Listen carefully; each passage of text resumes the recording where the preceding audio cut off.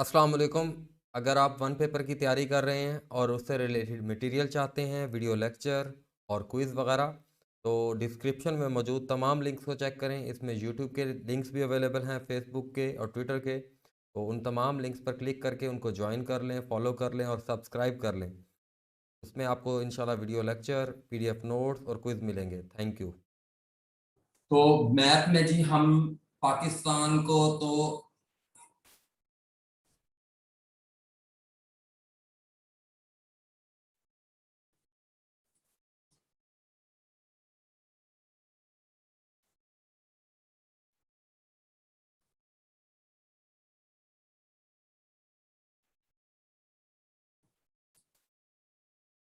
अच्छे तरीके से जानते हैं।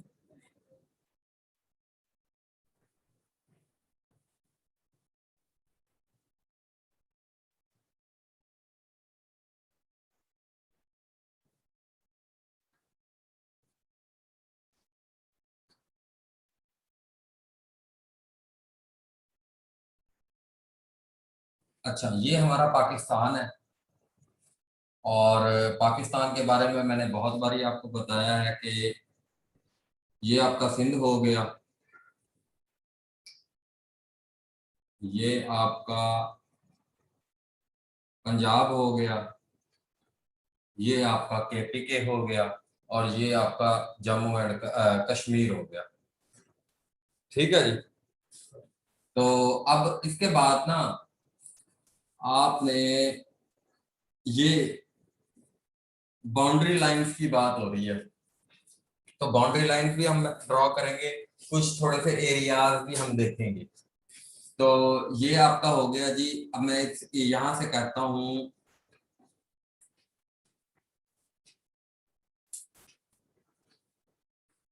ठीक है जी। उसके बाद अब आपका ये जो है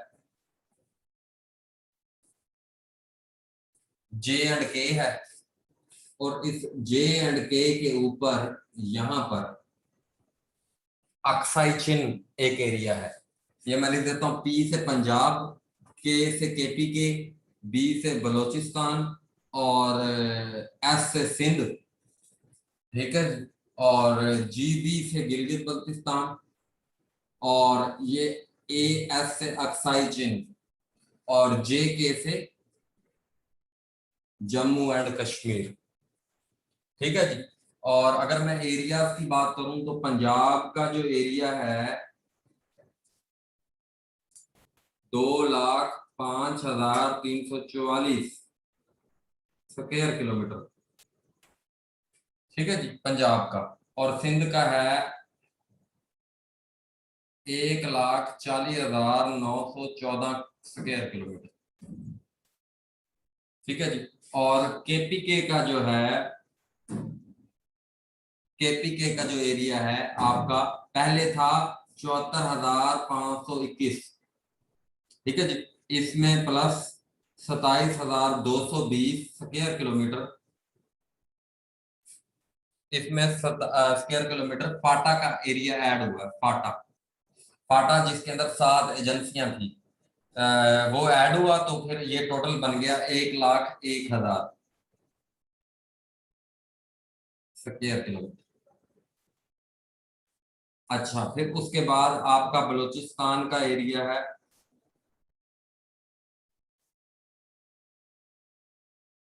3,47,000। ठीक है जी। उसके बाद आपका जी जीबी का एरिया है गिलगित बल्तिस्तान 77,277 स्क्वायर किलोमीटर। ठीक है जी। उसके बाद आपका ए एंड के आजाद कश्मीर का 13,297 किलोमीटर। ठीक है जी। तो ये कुछ एरिया हैं, और पाकिस्तान का टोटल एरिया कितना है हमारे पास?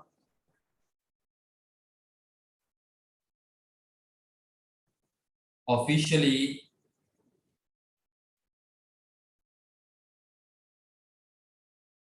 7,96,096 स्क्वायर किलोमीटर।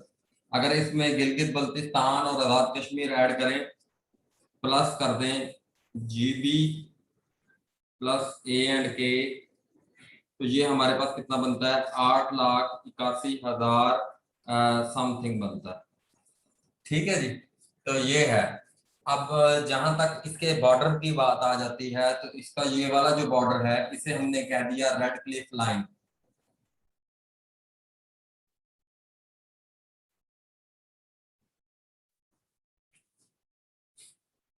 अच्छा, ये ना अब बड़े डीप कॉन्सेप्ट्स की बातें हैं, तो इंशाल्लाह इनके डीप कॉन्सेप्ट तो आपको पता चल जाएगा। अब देखो, रेड क्लिफ लाइन एक बहुत बड़ा कॉन्सेप्ट है।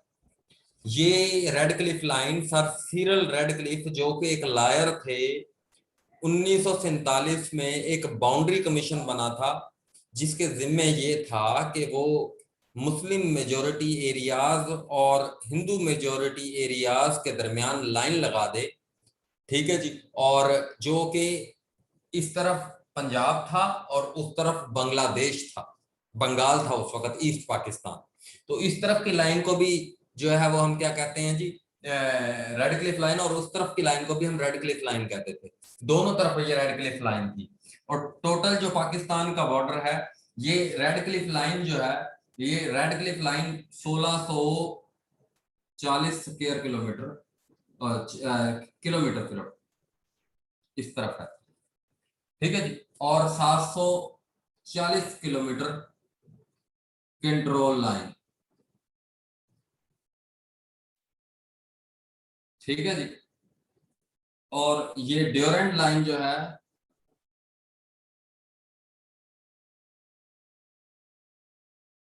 2430 किलोमीटर 1893 में। और ये जो चाइना के साथ हमारा बॉर्डर है 523 किलोमीटर। ठीक है जी, और जो है वो ईरान के साथ हमारा बॉर्डर कितना है, 909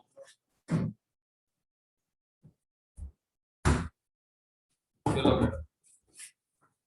909 किलोमीटर जो है वो किसके साथ है, ईरान के साथ बॉर्डर है। इधर आपने ज्वाइन किया हुआ था। अच्छा, तो जो है ना 909 किलोमीटर ये है एरिया। तो ये कुछ एरियाज हैं आपके, तो ये आपको वैसे याद होने चाहिए, लेकिन हम इसको ब्रॉडली कैसे जोड़ेंगे, ब्रॉडली इसको इंशाल्लाह ये चीजें तो आप मेमोराइज कर लें। ठीक है जी, अब इसके साथ आज एक चीज और जोड़ेंगे, ये तो मैंने ऑलरेडी भी आपको कराया हुआ है, और इसमें मैंने ये भी बताया हुआ कि इधर कितने दरिया हैं जी, इधर कितने वो हैं, सिंध में कितने दरिया हैं, 4, इधर कितने हैं, 5, और इधर कितने हैं जी, 7, और इधर कितने हैं, 8। 4, 5, 7, 8। ठीक है जी, और टोटल रिवर्स कितने हैं,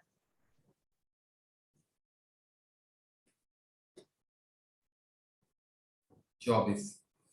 ठीक है जी, 4, 5, 9, 9 और 7, 16 और 8, 24 रिवर्स टोटल है। तो ये सारे सवाल आते रहते हैं। अच्छा, आज हम थोड़ा सा इसमें ऐड क्या करेंगे, इसमें ऐड हम ये करेंगे कि यार इंडिया को आज थोड़ा सा हमने समझना है।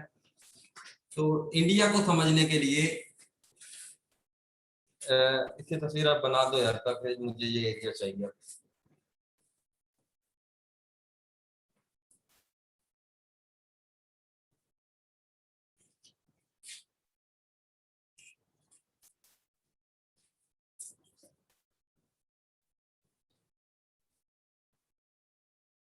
रिकॉर्डिंग हो रही है। अच्छा, अब ये जी आपके पास आता है, आप, मैं उम्मीद करूंगा ये सारी चीजें, उसके अलावा भी हमने क्या किया है, 3 डिवीजन, 3 डिवीजन, 9 डिवीजन, और उसके बाद 7 डिवीजन, 7 डिवीजन, 7 डिवीजन, उसके बाद 14 डिस्ट्रिक्ट, 10 डिस्ट्रिक्ट, 36 डिस्ट्रिक्ट, उसके बाद 30 डिस्ट्रिक्ट, 33 डिस्ट्रिक्ट, 35 डिस्ट्रिक्ट। ठीक है जी, तो ये डिस्ट्रिक्ट भी हमने जो है इस तरीके से जब बनाकर लिखोगे तो आपको हर चीज ये ऐसे याद हो जाएगी। ठीक है, भूलेगी नहीं। 4, 5, 7, 8।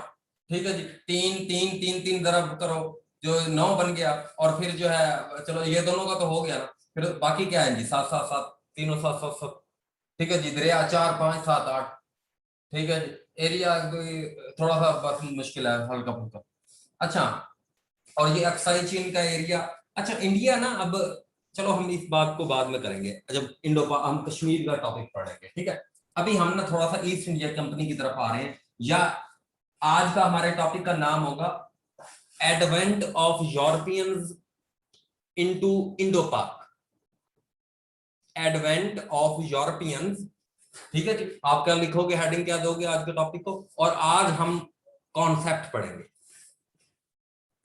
आज आपको पता चलेगा कॉन्सेप्ट क्या होता है, व्हाट इज कॉन्सेप्ट। तो हौसले निकाल के बैठने हैं, थकन शकन को खत्म करके बैठना है, और सुकून से बैठना है, परेशानी नहीं लेनी, टेंशन नहीं लेनी, और अकेला नहीं खाना, ठीक है। ये जी हमारा गुजरात का रीजन बना, और ये गुजरात के रीजन के बाद ये हमारा बना जी इंडिया।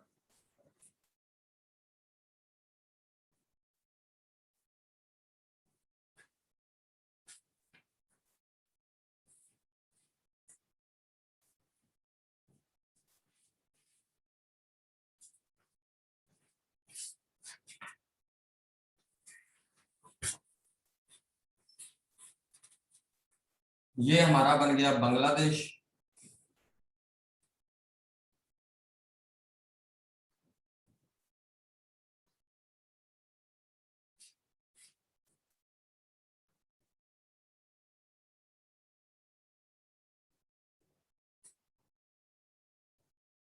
अच्छा अब ना पहले नॉर्मली हम देखते हैं क्या है। नॉर्मली हमने देखा कि ये गुजरात है, ये इंडियन सिंध के इस तरफ क्या है, गुजरात। इतना की याद कर लेना, गुजरात जहां पर क्या हुआ, पैदा हुआ था, कौन पैदा हुआ था गुजरात में? मोहम्मद अली जिन्ना का बाप, यहीं से था ना, गुजरात से। गांधी भी कहाँ पैदा हुआ था? यहाँ पर। मोदी भी कहाँ का है? यहीं का है, गुजरात, जहां पर गांधीनगर है, ठीक है, एक एरिया गुजरात। तो गुजरात जो है ये, और इधर जूनागढ़ एक स्टेट भी है जो पाकिस्तान क्लेम करता है। इस जगह पर पाकिस्तान क्या क्लेम करता है कि ये उसकी स्टेट है, और सिंध से उसका फासला कितना है? 300 किलोमीटर, ठीक है जी, 300 किलोमीटर। अच्छा अब पंजाब का आधा हिस्से तक यहां पर ये क्या है जी, पता है? राजस्थान।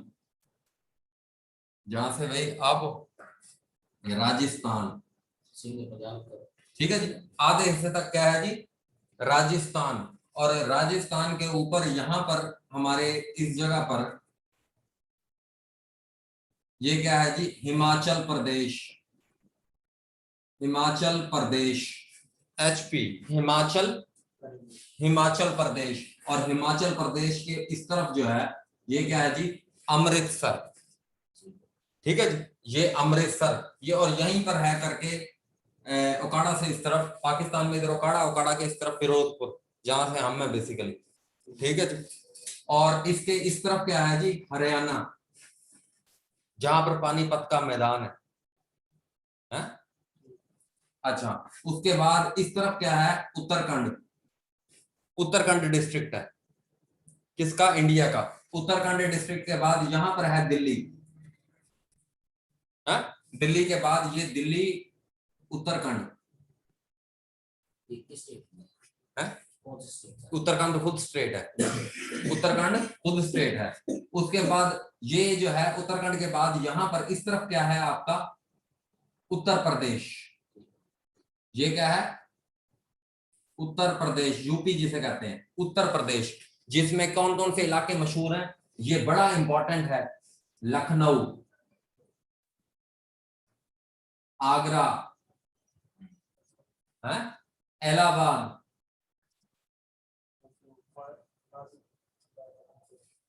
है ना, ना वो तो इस तरफ है, गलत दिखा दिया।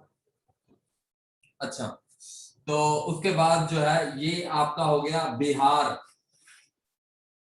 ठीक है जी, ये बिहार। ये एरियाज आपने याद रखने हैं। ये आपका कौन सा एरिया है? अब मैं एरिया थोड़े कम कर देता हूँ, चलो। बिहार, और बिहार क्या मेन डिस्ट्रिक्ट कौन सा है? चलो ये सिर्फ मेन डिस्ट्रिक्ट पटना।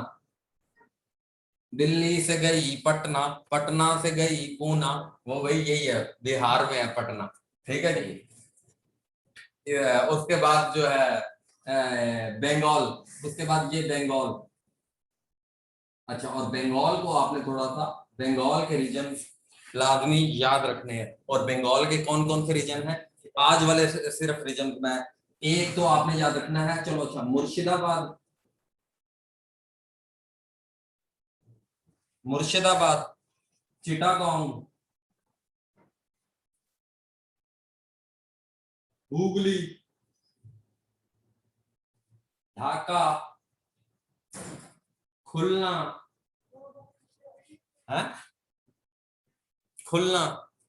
ये एरिया आपने, इसको याद करने का क्या तरीका है? इसको याद करने का यह तरीका है, बार बार ये मैप देखना है। जब जब हम ईस्ट इंडिया कंपनी को पढ़ रहे हैं, ये मैप को आपने बार बार देखना है। उसके बाद असम, ठीक है जी। असम के अंदर क्या है जी? अरुणाचल प्रदेश,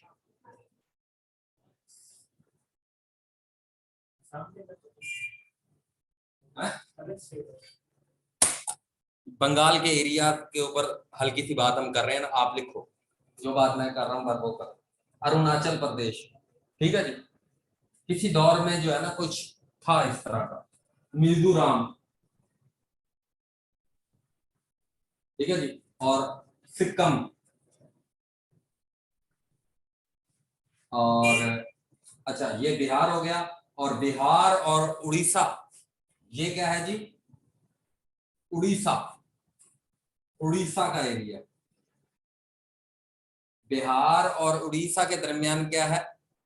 झारखंड, झारखंड। बिहार और उड़ीसा के दरमियान क्या है जी? झारखंड। और बिहार और उड़ीसा के बाद झारखंड, और इनके इस तरफ क्या है? छत्तीसगढ़, छत्तीसगढ़ है।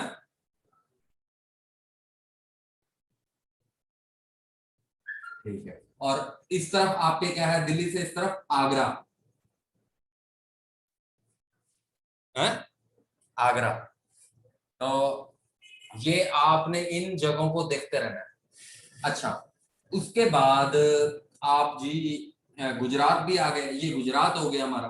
और गुजरात के ये इस तरफ, अब अच्छा चलो ये वाले, हाँ ये वाला जो है ना हमारे पास दक्कन प्लेट्यू, दक्कन प्लेट्यू। और आज यहाँ पर क्या है? तेलंगाना स्टेट। और इस तरफ करके क्या है हमारे पास? आंध्र प्रदेश।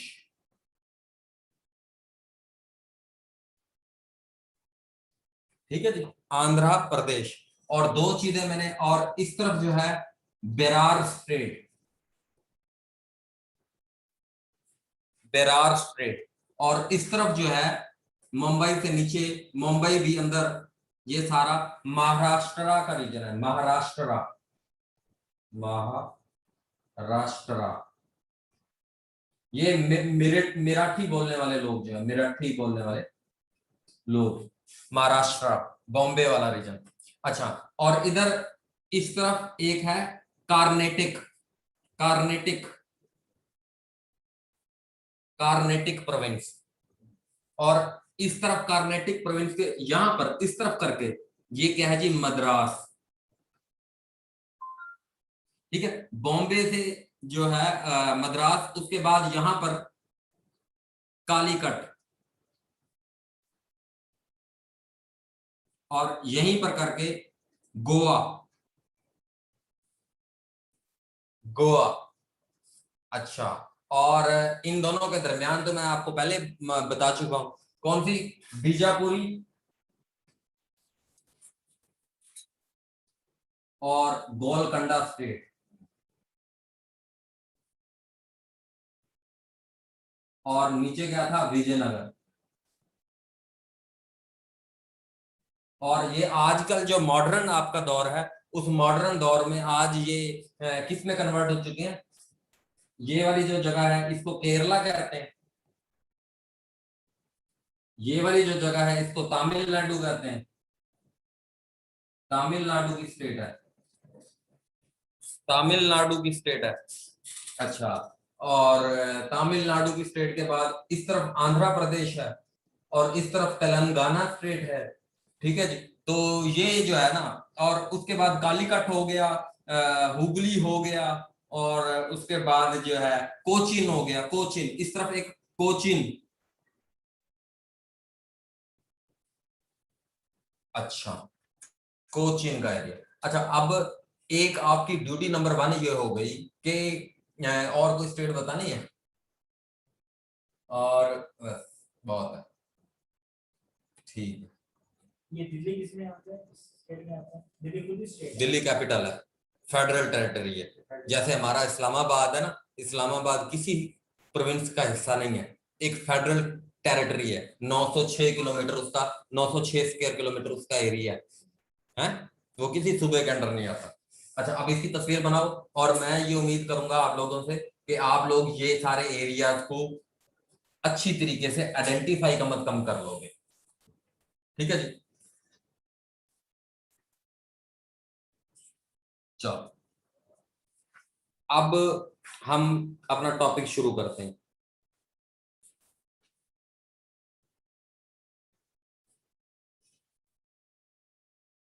अच्छा, अब हम अपना टॉपिक, एडवेंट ऑफ यूरोपियंस,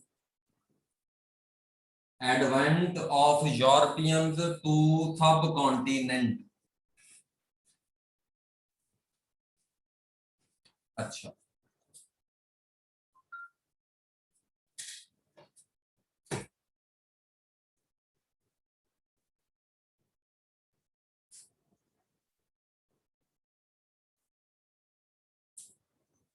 अच्छा, ये बात हम बहुत अच्छे तरीके से बहुत बार इस्टेब्लिश कर चुके हैं कि एक थी Roman Republic. Roman Republic 509 BC में लुकियास ने फाउंड आउट की थी। उसके बाद जूलियस सीजर उसका पेनल्टीमेट रूलर था, यानी सेकंड लास्ट रूलर था। उसके बाद उसका लास्ट रूलर था अगस्तियस सीजर, जिसने 27 बीसी में इस जो रोमन रिपब्लिक थी, इसको रोमन एम्पायर में कन्वर्ट कर दिया था 27 बीसी में। और ये जो रोमन एम्पायर थी, ये 395 एडी में दो हिस्सों में तकसीम हो गई थी, एक ईस्टर्न रोमन एम्पायर और एक western Roman empire. Eastern Roman empire को हमने कह दिया था बैजेंटाइन एम्पायर, और वो Byzantine empire present day Anatolia, ये जो तुर्की का रीजन है, और ये जो ईरान का रीजन है, इराक का रीजन है, अनातोलिया का रीजन है, और शाम का रीजन है, फलस्तीन का रीजन है, इसमें हुकूमत करती थी। और यूरोप का कॉन्स्टेंटिनोपल, जिसे कॉन्स्टेंटाइन वन ने स्टैब्लिश किया था, इस वाले रीजन पर। और जो वेस्टर्न रोमन एम्पायर थी वो ब्रेक हो गई थी, और एडवर्ड गिबन ने कहा है कि ये ब्रेक जो है वो 476 में हो गई थी। ठीक है जी, अपनी किताब fall and decline of Roman empire. उसके बाद हमने देखा कि अनातोलिया के रीजन पर सल्जूक तुर्क्स आ गए। उन सल्जूक तुर्क्स ने अलप अरसलान की क़यादत में सेकंड क्रूसेड वॉर 1147 से 1150 में हलब से, हुम्स से, शाम से, यानी ये शाम के इलाके हलब हुम्स जो हैं, यहां से नूरुद्दीन जंगी और सुल्तान सलाहुद्दीन अय्यूबी जो सुसर था वो, और उधर से सल्जूक सुल्तान अलप अरसलान, इन दोनों ने मिलकर जो है पॉप इनोसेंट के खिलाफ सेकंड क्रूसेड वॉर लड़ी। यानी इस अनातोलिया वाले रीजन में सल्जूक तुर्क्स ने अपनी मोनोपोली या अपना जो इन्फ्लुएंस है वो कायम कर लिया, और उसके बाद इस सल्जूक तुर्क्स को रिप्लेस कर लिया ओस्मान तुर्क ने, जो काई ट्राइब से ताल्लुक रखते थे, बेलिक लोग थे। उन काई ट्राइब ने, ओस्मान एम्पायर ने 1299 में इस रीजन को कर लिया। उसका जो ओस्मान एम्पायर का जो रूलर था सुल्तान मोहम्मद फातेह, उसने 1453 में 29 मई 1453 को कॉन्स्टेंटिनोपल, ये जो शहर है, इसको फतह कर लिया। और वो जो कॉन्स्टेंटिनोपल, हमने, अगर मैं हल्का सा इधर से ड्रॉ करूं, ये मेरे पास अनातोलिया है, ये मेरे पास जो है इस्तांबुल है, और यहाँ पर मेरे पास नीचे जो है सारा यहाँ पर मेरे पास नीचे सारा शाम, इराक, सीरिया, और ये मेरे पास उधर से नीचे जो है अरेबियन पेनिनसुला, तो और ये मेरे पास रेड सी। ठीक है जी। अब इस पूरे के पूरे रीजन के ऊपर किसका कंट्रोल है, यानी रेड सी के रास्ते जो भी ट्रेड आएगी उसके ऊपर किसका कंट्रोल है, उसके ऊपर ओटोमन तुर्कों का कंट्रोल है, क्योंकि उन्होंने जो उनकी 1400 साल से कायम एम्पायर थी, जो रोमन एम्पायर थी, उसको खत्म कर दिया था। वो 1453 में उसका नामो निशान खत्म हो गया था, और ये लोग उठकर चले गए थे इटली के शहर वीनस और जिनीवा में, स्विट्जरलैंड के शहर जिनीवा में, और इन्होंने जो है वहां पर जाकर तिजारत शुरू की। और ये तिजारत कैसे करते थे, इंडिया से, आप अगर इंडिया की पोजीशन देखो तो इंडिया साउथ ईस्ट एशिया को और साउथ वेस्ट एशिया को दोनों को कनेक्ट करने का काम करता है। ये जो इंडियन सब कॉन्टिनेंट है, ये there is a connection between south east Asia and south west Asia as well as Europe. तो ये यूरोप के दरमियान एक कनेक्शन इस्टेब्लिश कर रहा है। तो इस कनेक्शन की वजह से, इस स्ट्रेटेजिक इंपॉर्टेंस की वजह से इंडियन सब कॉन्टिनेंट की बहुत ज्यादा इंपॉर्टेंस थी। उसके अलावा इंडिया एक प्रोड्यूसिंग कंट्री था, तो इंडिया की प्रोडक्शन की जो काबिलियत है पहले नंबर पर वो, दूसरे नंबर पर ये जो ट्रेड रूट है, यहां से लेकर जमीनी रास्ते से यहां से ट्रेड जो है कहां पर जाती थी, इस्तांबुल में, और इस्तांबुल से आगे वीनस और जिनीवा के जो ताजिर हैं वो बाकी यूरोपियन ममालिक को क्या करते थे, ट्रेड करते थे। क्योंकि अब इस पूरे एरिया पर किसका कंट्रोल आ गया है, उस्मानी तुर्कों का। तो ये उस्मानी तुर्क जो हैं, ये जो भी यहां से माल जाता था उसके ऊपर 10 गुना क्या लगाते थे, टैक्स लगाते थे। और यूरोप के अंदर पहले ही गुर्बत का आलम था, उस गुर्बत के अंदर मजीद इन्होंने वैल्यू ऐड कर दी, अब 10 गुना उसके ऊपर। तो when there is a necessity there is an invention, necessity is mother of invention।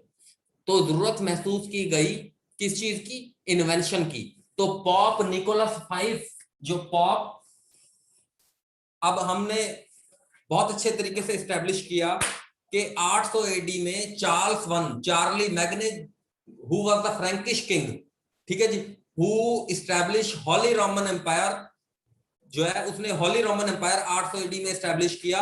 और वो हॉली रोमन एम्पायर जो है वो क्या कर रहा था, डार्क एजिस की वजह बन रहा था यूरोप में, क्योंकि वो हॉली रोमन एम्पायर क्या कर रहा था, जैसे आज हमारे पाकिस्तान की हालत है, इंडिया की या मुसलमानों की ओवरऑल अगर हम हालत देखें, तो जैसे आज हमारी हालत है उस टाइम पर यूरोपियंस की हालत ऐसी थी कि यानी वो हर, यानी कहने का मकसद है कोई लिक्विड का कलर तब्दील हो गया तो उन्होंने फौरन कहना शुरू कर दिया ये तो जीसस क्राइस्ट ने किया है। जैसे आज हम कहते हैं वो जी आसमान पर अल्लाह लिखा हुआ है, ठीक है जी, ये तो जी ये हो गया, वो हो गया, ये आलू में से अल्लाह निकल आया, रोटी पे अल्लाह हो गया।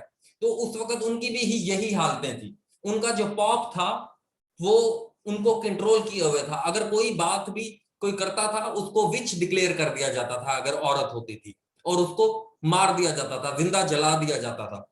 तो हॉली रोमन एम्पायर के कंट्रोल में सब कुछ था। तो हॉली रोमन एम्पायर जो था उसका 1453 में, जो 1454 में कौन था जी, Pope Nicholas V, Pope Nicholas V,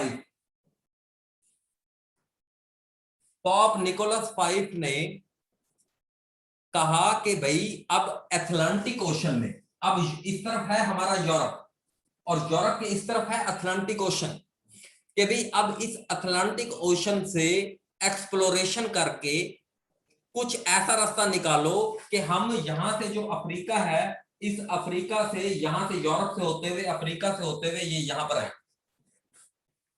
ठीक है जी, कोई इस तरह का। इस गर्ज से पुर्तगालियों ने क्या किया जी, पुर्तगालियों ने शिप्स बनाए, बड़े बड़े शिप्स बनाए, पुर्तगालियों ने बड़े बड़े शिप्स बनाए, और उन्हें जिम्मेदारी दी निकोलस V ने।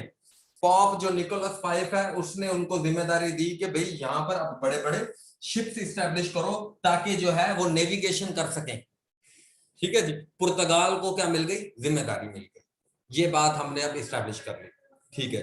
तो पुर्तगाल जो है उसका एक पुर्तगाली एक्सप्लोरर, ये बात अब कॉन्सेप्ट क्लियर हो गया, ठीक हो गया। कि क्या, क्योंकि उस्मानी उनको इधर से तिजारत अब नहीं करने दे रहे, तो उन्होंने रूट चेंज करना है। तो उसके लिए, क्योंकि खुले समंदर में तिजारत करना, खुले समंदर में नेविगेशन करना अभी पॉसिबल नहीं है, खुले समंदर में जहाज डालना, क्योंकि जहाजों की कैपेसिटी नहीं है, ना उनके पास वो उस तरह के जो है नेविगेशन टूल्स हैं, ना उस तरह के कंपासेस हैं कि वो ओपन जो है सी है या ओपन ओशन है उसमें जो है वो ट्रेड कर सके, उसमें जो है फ्ली कर सके, उसमें जो है ना घूम फिर सके। अभी वो कोस्ट टू कोस्ट मूव करते हैं, लैंड टू लैंड मूव करते हैं, ठीक है जी, यानी मंबासा सी पोर्ट से होते हुए, मोजाम्बिक चैनल से होते हुए, ठीक है जी, साउथ अफ्रीका की जोहान्सबर्ग पोर्ट से होते हुए, उसके बाद अंगोला नामीबिया से होते हुए, अंगोला से होते हुए, कैमरून से होते हुए, उसके बाद गाना से होते हुए, बेनिन से होते हुए, सिरिलियोनी से होते हुए, मोरक्को से होते हुए, और उसके बाद जिब्राल्टर से होते हुए स्पेन में। इस तरीके से अभी वो पोर्ट टू पोर्ट मूव करते हैं, पोर्ट टू पोर्ट, ताकि जो है, क्योंकि ओपन सी में जो है या ओपन समंदर में गुम होने का खतरा है, जहाज के डूबने का खतरा है, तूफानों का खतरा है, और अटलांटिक ओशन कंपैरेटिवली, बहरे ओकेयानूस जो है, Atlantic ocean comparatively easily navigable है, लेकिन पैसिफिक ओशन जो है उसके अंदर जो है सोचा भी नहीं जा सकता, ठीक है जी, कोस्ट टू कोस्ट ही मूव किया जा सकता है, ठीक है जी। तो अब ये कोस्ट टू कोस्ट मूव करते करते जो है किसको जिम्मेदारी मिल गई है जी, पुर्तगाल को। पुर्तगाल को क्रिश्चियन जो पॉप है उसने जिम्मेदारी दे दी है, Christendom, Christian flag, Christendom flag को, क्रिश्चियन फ्लैग को क्या कहते हैं, क्रिश्चियन डॉम जो है किसको दे दिया जी, पुर्तगाल को दे दिया है। और पुर्तगाल का जो हेनरी जो 8 है उसके ऊपर जिम्मेदारी है कि भाई आपने अब जो है अटलांटिक ओशन में नेविगेशन करनी है। तो अब जी पुर्तगाल सबसे पहले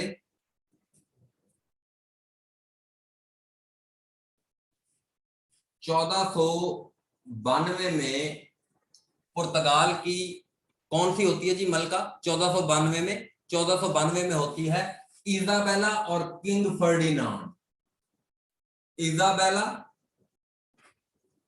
और किंग कौन है, ये क्वीन है, और किंग कौन है, फर्डिनांड।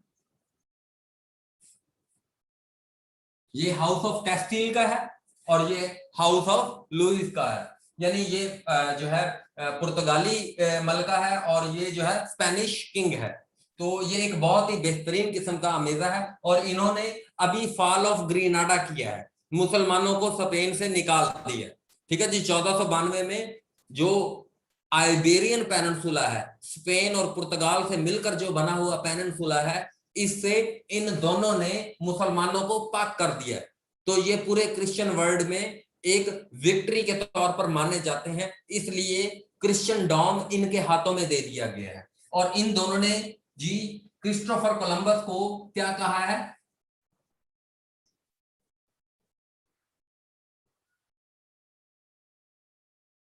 क्रिस्टोफर कोलंबस को कहा है कि भाई इंडिया का सी रूट ढूंढो। क्रिस्टोफर कोलंबस जो कि इटालियन नेविगेशन है, एक्सप्लोरर है, ठीक है जी, इटली से है, वो इन दोनों के कहने पर किधर चला गया जी, ढूंढने चला गया। अब खैर उसने तो अमेरिका ढूंढ लिया, that is not our topic, और we have earlier discussed it very briefly and very explanatory manner. तो हमने ये तो बहुत अच्छे तरीके से इस्टेब्लिश किया। तो हमारा अब प्राइमरी कंसर्न क्या होगा, 1498 का एक्सपीडिशन। 1498 में Vasco D gamma, Vasco D gamma जो कि एक पुर्तगाली एक्सप्लोरर है,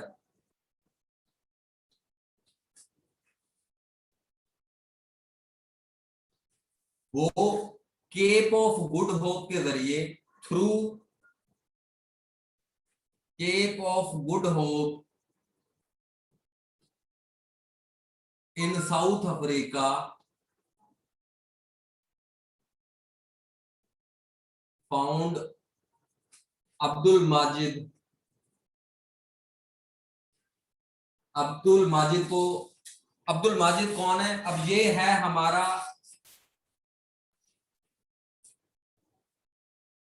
अफ्रीका, ठीक है जी। अब वो ये आपका मोरक्को है, मोरक्को से ये आपका स्पेन और पुर्तगाल है, वो ये यहां से पुर्तगाल से वो यहां से आता हुआ, ऐसे आता हुआ, यहां से ऐसे होता हुआ अब यहां पर आ जाता है। अब ये यहां पर आ जाता है, केप ऑफ गुड होप पे आ जाता है। इस केप ऑफ गुड होप से फिर वो आगे यहां से होता हुआ यहां तक पहुंचता है। अब यहां पर उसे एक पायलट मिलता है मुसलमान अब्दुल माजिद, जिसका डेली रूटीन का काम होता है इंडिया के अंदर जाने का। तो उसको वो यहां से यहां तक का रास्ता बता देता है और वो उसे ले जाता है किंग जामुरिन के पास। और ये किंग जामुरिन जो है ये आदिल शाही डिनासिटी का बंदा है।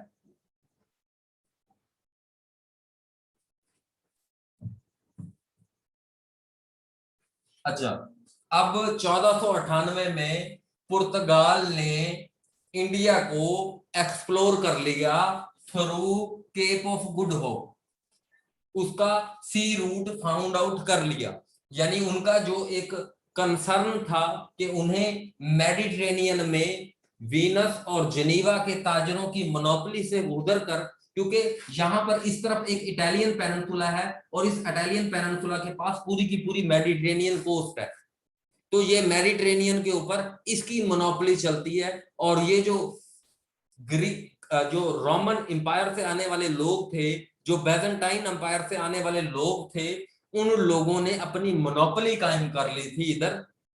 ठीक है जी। और ये मैं बड़े अच्छे तरीके से एस्टेब्लिश कर चुका हूं कि कैसे उन लोगों के जरिए से यूरोप में रेनाइसेंस आना शुरू हो गया, किस तरीके से उन लोगों ने आकर रीबर्थ ऑफ लर्निंग स्टार्ट कर दी उन्होंने, क्योंकि उन्होंने पॉप को चैलेंज करना शुरू कर दिया कि ये तुम केड़े काम लगे हुए हो, हम भी ईसाई हैं, हम तो नहीं इस तरह की हरकतें करते, हम तो साइंस को वेलकम करते हैं, हम तो न्यू इन्वेंशन को, न्यू चीजों को हम तो वेलकम करते हैं, ये आप लोग कैसे लोगों को इस तरीके से कर सकते हो। फिर उसी दौर में आपके सामने आपको आते हुए नजर आएंगे आइजैक न्यूटन, गलीलियो गलीली, ठीक है जी, उसके बाद जोहानस गटनबर्ग, उसके बाद आपको लिटरेचर नजर आएगा। और वो लिटरेचर मैंने इस तरीके से एडवेंचर ऑफ हकलबरी फिन, ठीक है जी, उसके बाद मार्क टिवेन, उसके बाद जो है आपको शेक्सपियर, ठीक है जी, शेक्सपियर जैसे जो है लोग नजर आएंगे। फिर उसके बाद जॉन मिल्टन जैसे लोग नजर आएंगे आपको, यानी जो लिटरेचर में काम हुआ।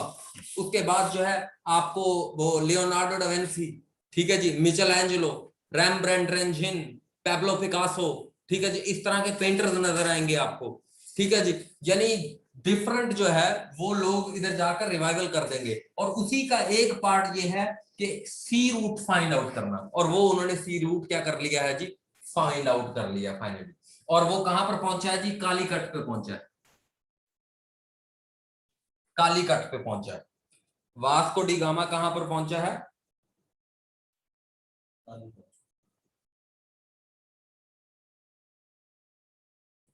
ना कालीकट पे, ठीक है जी, कालीकट पे पहुंच गया।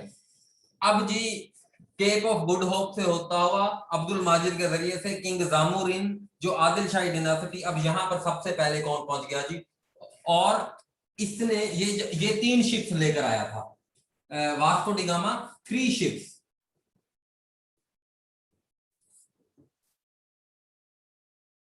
D gamma, Vasco D gamma 3 ships लेकर आया था और 60 टाइम्स अर्न प्रॉफिट,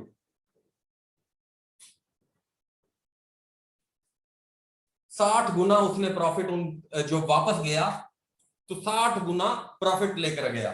फिर उसके बाद 1501 में वापस आया, ठीक है जी। फिर उधर के किंग ने जरूरत महसूस की, ठीक है जी, जरूरत महसूस की कि यार कि हमारा यहाँ पर क्या होना चाहिए, हमारा यहाँ पर कोई ना कोई जो है ना एक रिप्रेजेंटेटिव होना चाहिए जो इनसे बात करे, जो इनसे मामलात को डील करे। तो उसने किसको भेजा जी, Francis de Almeida, Francis de Almeida, first Portuguese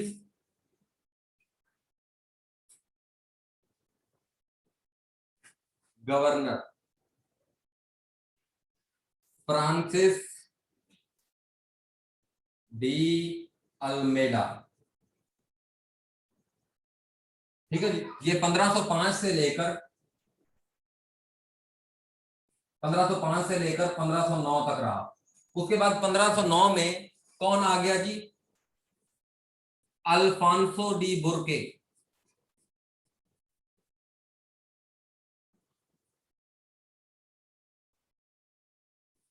Alphonso D Burke जो है कहां पर आ गया जी? अल्फांसो डी बुर्के 1509 में दूसरा गवर्नर बन गया। अब ये हमारे लिए सिर्फ और सिर्फ ये आप फ्रांसिस अल्मेडा लिख लोगे, अल्फांसो डी बुर्के भी चलो लिख लो, ये दो गवर्नर सिर्फ और सिर्फ इन्होंने आए। इन्होंने किया क्या? ये हमारे लिए एग्जाम पर्सपेक्टिव में इंपॉर्टेंट नहीं है, लेकिन हमारे लिए कॉन्सेप्ट के लिए बहुत इंपॉर्टेंट है। अब ये बात समझो, हमने ये समझ लिया कि ये लोग क्यों आए हैं, तिजारत करनी है इन्होंने, ठीक है जी। अब तिजारत के लिए बेहतरीन जगह कौन सी होती है? Coast line. तो इन्होंने कोस्ट लाइन के करीब जो है कालीकट के मकाम पर इन्होंने कर लिया। अब उसके बाद ये अल्फांसो डी बुर्की जो है ये 1509 से लेकर 1513 तक रहे और इन्होंने 1510 में गोवा एक्वायर कर लिया और 1961 तक पुर्तगीज की कंट्रोल में रहा गोवा, ठीक है जी। अब इन्होंने गोवा जब कंट्रोल किया, अब मैं बात बता रहा था आपको कि ये क्या वजह है कि इन्होंने कर लिया जी। असल में रोला ये था कि अब अगर आप ये वाला टाइम पीरियड देखो 1509 1500 ये, तो ये इस टाइम पर अभी तक जो है क्या है? दिल्ली सल्तनत है और इब्राहिम लोदी है, और इब्राहिम लोदी का बड़ा ही वीक कंट्रोल है on its empire. Weak control क्या? यहां पर तो उसकी कुछ है ही नहीं ना, नीचे तो है ही नहीं, वो तो सिर्फ और सिर्फ नॉर्थ पर है, और यहां पर तो फ्यूडलिज्म है, लोकल रूलर है, आदिलशाही डिनासिटी है, मराठे हैं और गोलकंडे हैं, बिरार हैं, ठीक है जी, यानी ये लोग हैं, तमिलनाडु के लोग हैं, ठीक है जी। मराठे आपको बताता हूँ, वो आपने मूवी देखी होगी सलमान खान की पिंडारी वाली, कौन सी है पिंडारी वाली मूवी? कौन सी है वकास भाई पिंडारी वाली मूवी? वो उसकी जरीन खान वाली जो है, वीर वीर वीर वीर, हाँ वीर, वो जो मूवी है उसमें जो पिंडारी है, पिंडारी वो ही है ये इस एरिया में, ठीक है जी। बड़े बड़े कद, काले से रंग, लड़ने में तेज, लेकिन कोई लीडर शीडर है नहीं। और ये पुर्तगीज जो है ये इनके पास तो पूरा का पूरा एक एडमिनिस्ट्रेशन है, और इन्होंने बड़े बड़े वीर, हाँ ठीक है बिल्कुल। और उसके बाद इन्होंने जो है ना, इन्होंने क्या कर लिया है भाईजान? इन्होंने कर लिया है पुर्तगालियों के पास बड़े बड़े शिप्स है, और इन्होंने सीख लिया है उन शिप्स के ऊपर गन्स को माउंट करना। अभी तक इंडिया में ये वाली बात इनके पास नहीं है। तो अब इन पुर्तगालियों ने शुरू क्या कर दिया? इन्होंने कहा, अब इन्हें पुर्तगाल इतना था छोटा था, अब इन्हें पता है कि हम इन्हें जमीन पर नहीं हरा सकते। इन्होंने क्या कहा, लेकिन इन विचारों ने करनी तो ट्रेड, यहां पर क्या है? अरेबियन पेनिनसुला, ये इन्होंने यहां से करते हुए ईरान से होते हुए यहां पर अरेबियन पेनिनसुला में ट्रेड करनी, इन्होंने फिर इधर से तुर्की ट्रेड करनी है, फिर यूरोप में ट्रेड करनी है। इन्होंने कहा कि भाई हम तुम्हें इंडियन ओशन में ट्रेड नहीं करने देंगे, करके देख लो। भाई उन्होंने करने की कोशिश की, उनके जहाज लूट लेते, ये पायरेट्स बन गए, हमारे साथ ट्रेड ही करो, हमें यहां पर एरियाज दो, हमें यहां पर पोर्ट सिटीज दो। पुर्तगालियों ने सबसे पहले हिंदुस्तान में सबसे पहले कौन आए जी? पुर्तगाली, ठीक है जी। और डच ईस्ट इंडीज कंपनी जो है, ये डच ईस्ट इंडीज कंपनी है, ये जिसके गवर्नर है ये कौन है? Dutch east Indies company.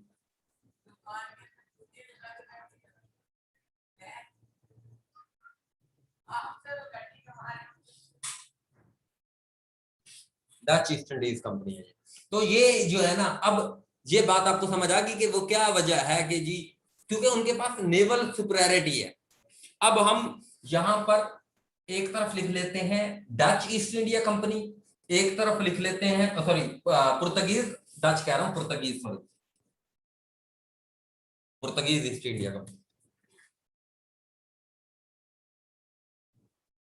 Portuguese east India company, ठीक है जी। और ये पुर्तगीज ईस्ट इंडिया कंपनी के बाद अब यहाँ पर जो है ना, इन्होंने ये काम करना शुरू कर दिया, ठीक है जी। ये यहाँ के लोगों को, और इन्होंने यहाँ पर हल्के हल्के हल्के हल्के हल्के क्या ले लिए जी? पुर्तगालियों ने एरिया ले लिए, कोचिन ले लिया, कालीकट ले लिया, गोवा ले लिया, मद्रास ले लिया, हुगली ले लिया, ठीक है जी। इन्होंने काफी सारे एरियाज क्या कर लिए? ले लिए। मद्रास कहां पर है? मद्रास यहां पर है, ठीक है जी, कर्नाटक में, कार्नेटिक में, कार्नेटिक प्रोविंस है इस तरफ, इस कार्नेटिक प्रोविंस में क्या ले लिया, मद्रास ले लिया, ठीक है जी। इधर ऊपर बंगाल में हुगली, हुगली कोस्टल एरिया यानी ट्रेड करने के लिए, ट्रेड करने के लिए इन्होंने ले लिया। अब हम यहां पर जो है क्या करते हैं, तीन बना लेते हैं अपनी जो हमारी ईस्ट इंडिया कंपनी है, जो यूरोपियन की, और उनके मुतालिक जो क्वेश्चन आए हुए, अब कॉन्सेप्ट आपको समझ आ गया। अब हम थोड़ा सा मूव फॉरवर्ड करते हैं। सही, खाने की चीजें लेने आते थे क्या? उनके पास सारा कुछ होता था? नहीं, उनके पास कुछ है नहीं, अभी कुछ नहीं, उनके पास अभी कुछ नहीं है। अभी वो इंडिया से जो है ना क्या लेकर जाएंगे, सिल्क लेकर जाएंगे। उनकी रॉयल फैमिली को सिल्क बड़ा पसंद है। अभी वो इंडिगो लेकर जाएंगे,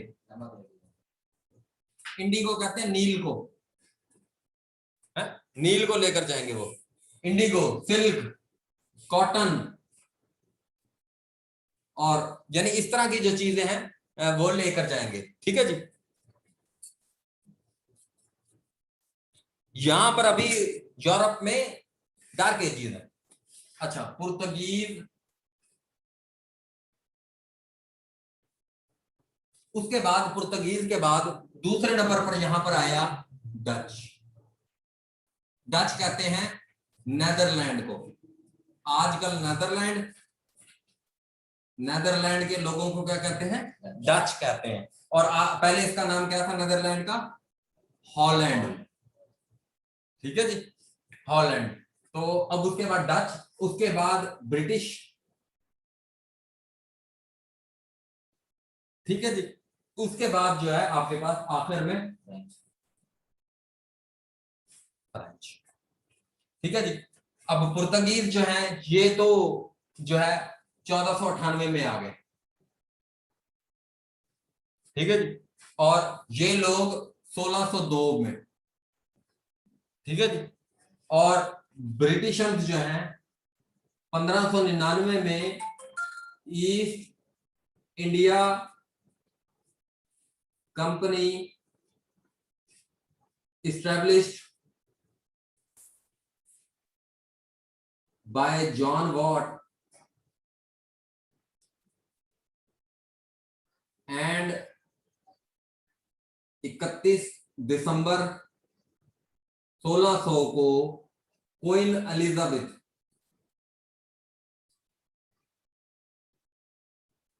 virgin queen of England, queen Elizabeth जो है, इन्होंने क्या दिया 31 दिसंबर को charter act.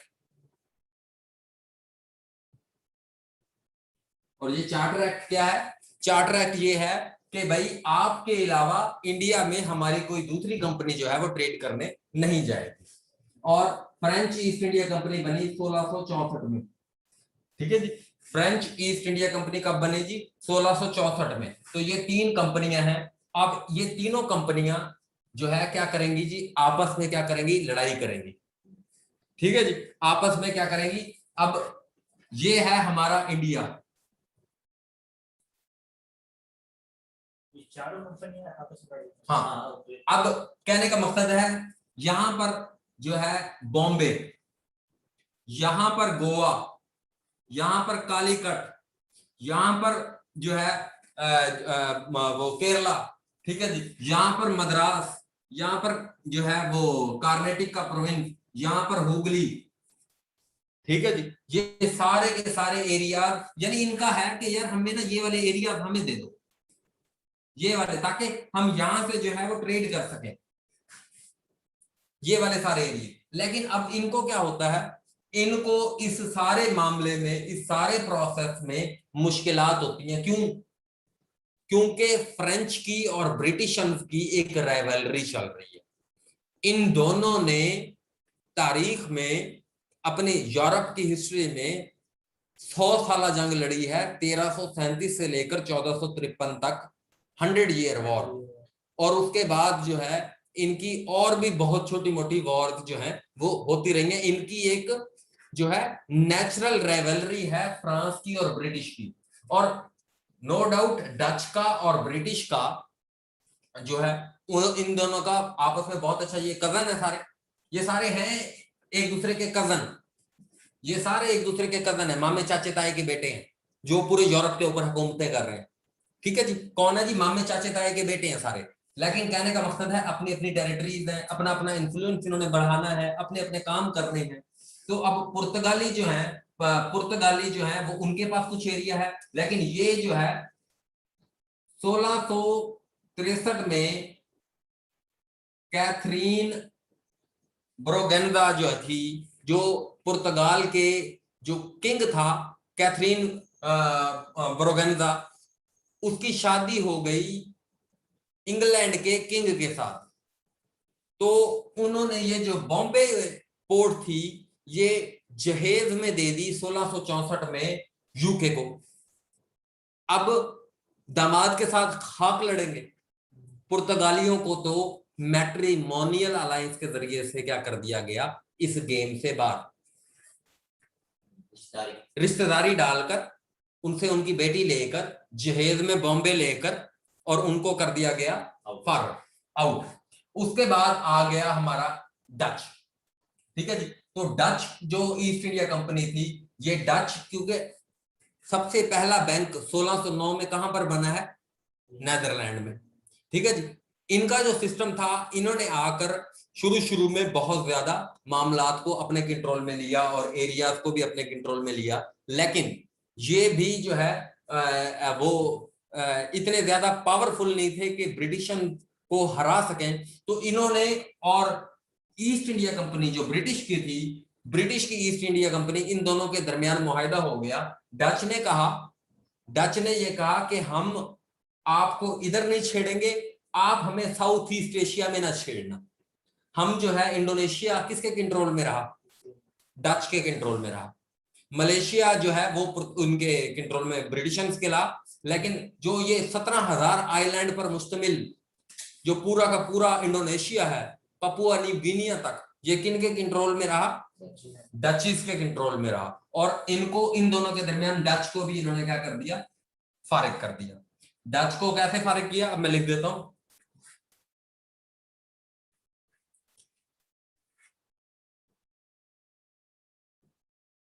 Treaty with British non interference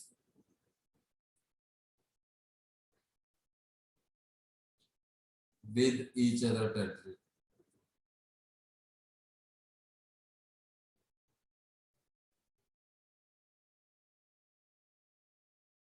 ठीक है जी, और इधर क्या हुआ, Catherine married with king of England, king of UK and Bombay gave in dowry, जहेज में दे दिया टू यूके। ये दोनों तो चले गए। अब जो ये फ्रेंच और ब्रिटिशर्स हैं, इनकी तो पहले से राइवलरी है, और इन फ्रेंच को कार्नेटिक वॉर, ये जो इंडिया का प्रोविंस था, ये इस जगह पर मद्रास में, जहां पर क्या लड़ी जी, कार्नेटिक वॉर लड़ी 1746 से लेकर 1748 तक। उसके बाद 1756 से लेकर 1763 तक, और ये 7 ईयर वॉर भी आपने पढ़ चुके हैं, 7 year war between French and British. ठीक है जी, तो जिसके नतीजे में क्या है, वो अमेरिका वाली जो वॉर है। तो 7 ईयर वॉर, यहां पर भी अब कार्नेटिक की सूरत में क्या हो रही है जी, वॉर हो रही है। और उसके बाद इवेंचुअली जो है इनको 1763 में हराकर फ्रेंच को भी क्या कर दिया, भगा। ठीक है जी, अब आपको यूरोपियन का एडवेंट देख लिया कि ये 4 मेन जो पावर हैं ये आई, और कैसे कैसे जो है ब्रिटिश ईस्ट इंडिया कंपनी ने इनको जो है टैकल किया। इनको कार्नेटिक वॉर के जरिए से, इनको भी नेवल पावर की सुपीरियरिटी दिखाकर, और बाद में एक एग्रीमेंट कर लिया और इनके साथ एक मैट्रिमोनियल अलायंस कर लिया। इसके साथ शादी का अलायंस, इसके साथ ट्रीटी, और उनको जंगों में हरा दिया। ठीक है जी, और अब अकेली क्या बन गई, बच गई हमारे पास ब्रिटिश ईस्ट इंडिया कंपनी। और ये अब ब्रिटिश ईस्ट इंडिया कंपनी जो है, अब उसने सबसे पहले अपने लिए मैदान साफ किया कि मेरे साथ जो है वो कोई और लड़ने वाला ना बचे। ठीक है जी, मैं यानी सिर्फ और सिर्फ इधर की जो पॉलिटी है उसके साथ खेलूं। तो अब वो कैसे खेलेगा और क्या करेगा वो हम देखते हैं, इंटरनल में आ जाएगा। ठीक है जी, हाँ।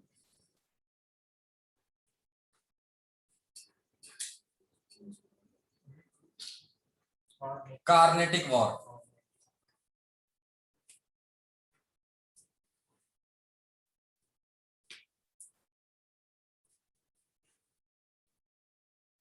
भाई को तुमने स्पाई कर दिया ना। हाँ, अभी पहले ब्रिटिशर्स ने क्या किया है जी, असल में ये जो फ्रेंच ईस्ट इंडिया कंपनी है, ये फ्रेंच ईस्ट इंडिया कंपनी,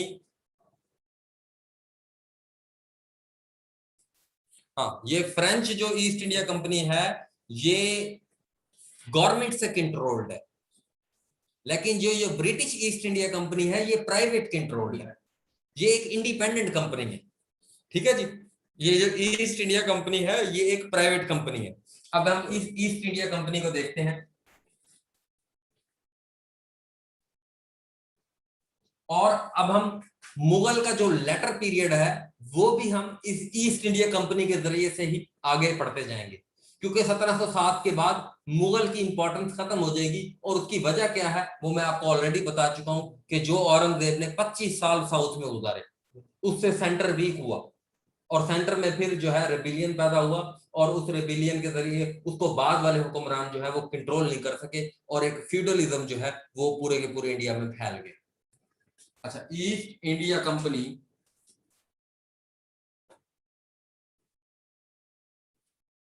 अब उसके बाद सबसे पहले 1608 में Hawkins came to Jahangir court. ठीक है जी, अब इसको बड़ी अच्छी थॉमस हॉकिंस को जो है ये बड़ी अच्छी फारसी आती थी, तो इसने जो है ना and acquire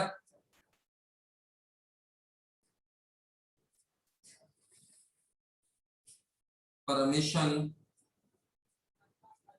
to establish factory. अब फैक्ट्री से आपने मुराद ये नहीं लेना कि यहाँ पर कोई चीजें प्रोड्यूस करने के लिए कोई फैक्ट्री बनाएंगे। फैक्ट्री से मुराद यही होता है कि एक चार दीवारी डाल देंगे, चार दीवारी डालकर उधर अपने अफसरों को रहने के लिए जगह शगह बना देंगे। बाकी इधर फैक्ट्री से ये मुराद नहीं होगा। अभी तो यूरोप के अंदर इंडस्ट्रियल रेवोल्यूशन नहीं आया, तो यहाँ पर उन्होंने क्या पैदा करना है। ठीक हो गया, तो फैक्ट्री से मुराद बस एक ऐसे कमरा सही है।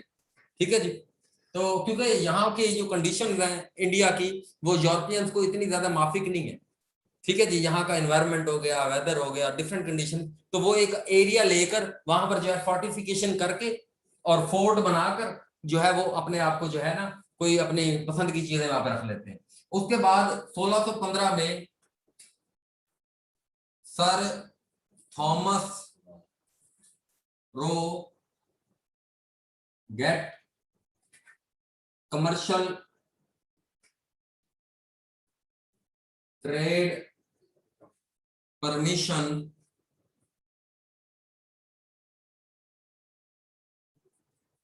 फ्रॉम जहांगीर। कमर्शियल ट्रेड की परमिशन किससे ले ली जी, जहांगीर से ले ली उससे।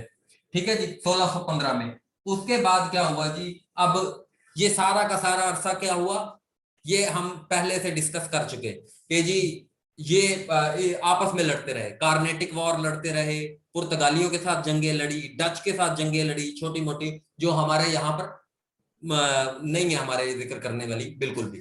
फिर उसके बाद इवेंचुअली क्या हुआ जी, इवेंचुअली इन्होंने ना तीन, इंडिया के तीन हिस्सों में, ये अगर मैं कहूं इंडिया, तो एक तो इन्होंने बॉम्बे पोर्ट स्टैब्लिश कर ली, ये यहां पर एक बॉम्बे पोर्ट,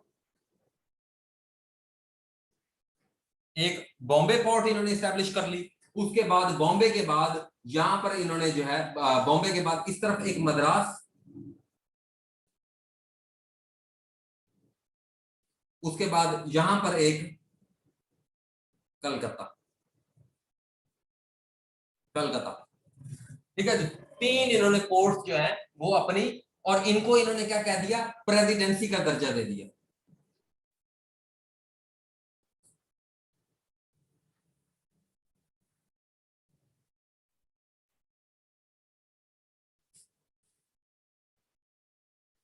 ठीक है जी, और इन्होंने अब ट्रेड की परमिशन ली। फिर उसके बाद हुआ ये 1713 में, अब हम थोड़ा सा इधर मुगल भी देख लेते हैं कि मुगल मुगल क्या हुआ जी। औरंगजेब के बाद 1707 के बाद उसका बेटा आया बहादुर शाह। ठीक है जी, बहादुर शाह के बाद जहांदार शाह, जहांदार शाह के बाद 1713 में कौन आ गया, फर्रुख सियार।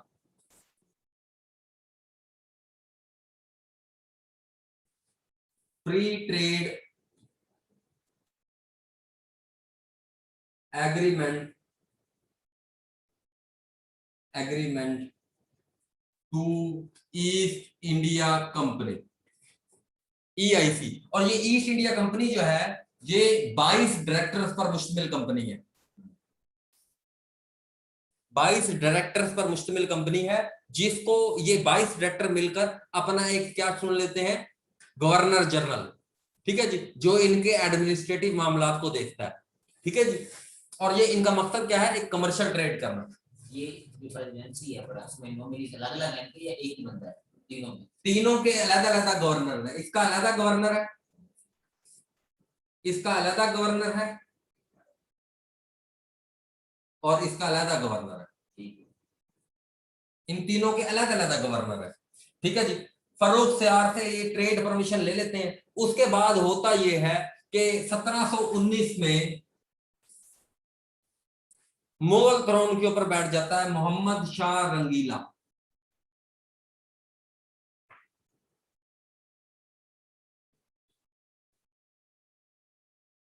मोहम्मद शाह रंगीला, और मोहम्मद शाह रंगीला के दौर में ये बड़ा ही एक रंगीला इंसान था, इसीलिए इसके नाम के ऊपर रंगीला लगा हुआ है। नशई, बहुत ज्यादा घटिया तरीन बंदा था। ठीक है जी, और 1739 में अब ईरान, ईरान याद होगा आपको, ईरान क्या है, ईरान में सफावीद डिनासिटी थी।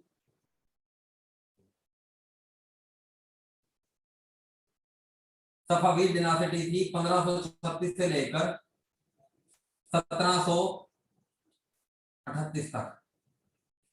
ठीक है जी, और 1739 में नादिर शाह ने ईरान को एक अफसारीन डिनासिटी की, अफसारीन डिनासिटी, ये भी एक तुर्क नस्ल का बंदा है, अफसारीन डिनासिटी नादिर शाह ने इन्वेड कर दिया।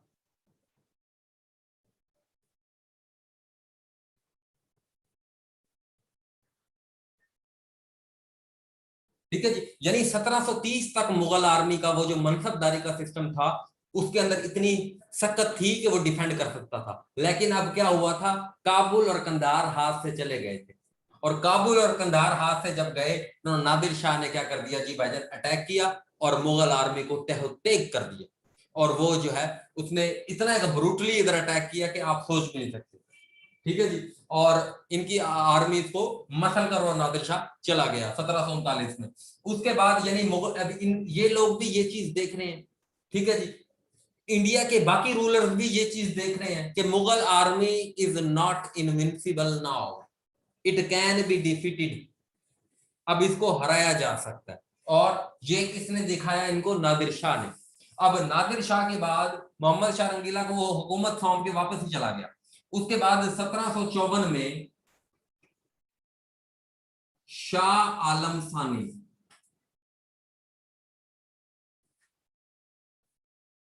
1754 टू 1806। ठीक है जी, अब इस दौरान ब्रिटिशर्स का क्या है, ईस्ट इंडिया कंपनी का क्या है। अब ईस्ट इंडिया कंपनी, ये इसकी एक मिनट, मैं यहां ये जगह यूज करूं। अब ईस्ट इंडिया कंपनी,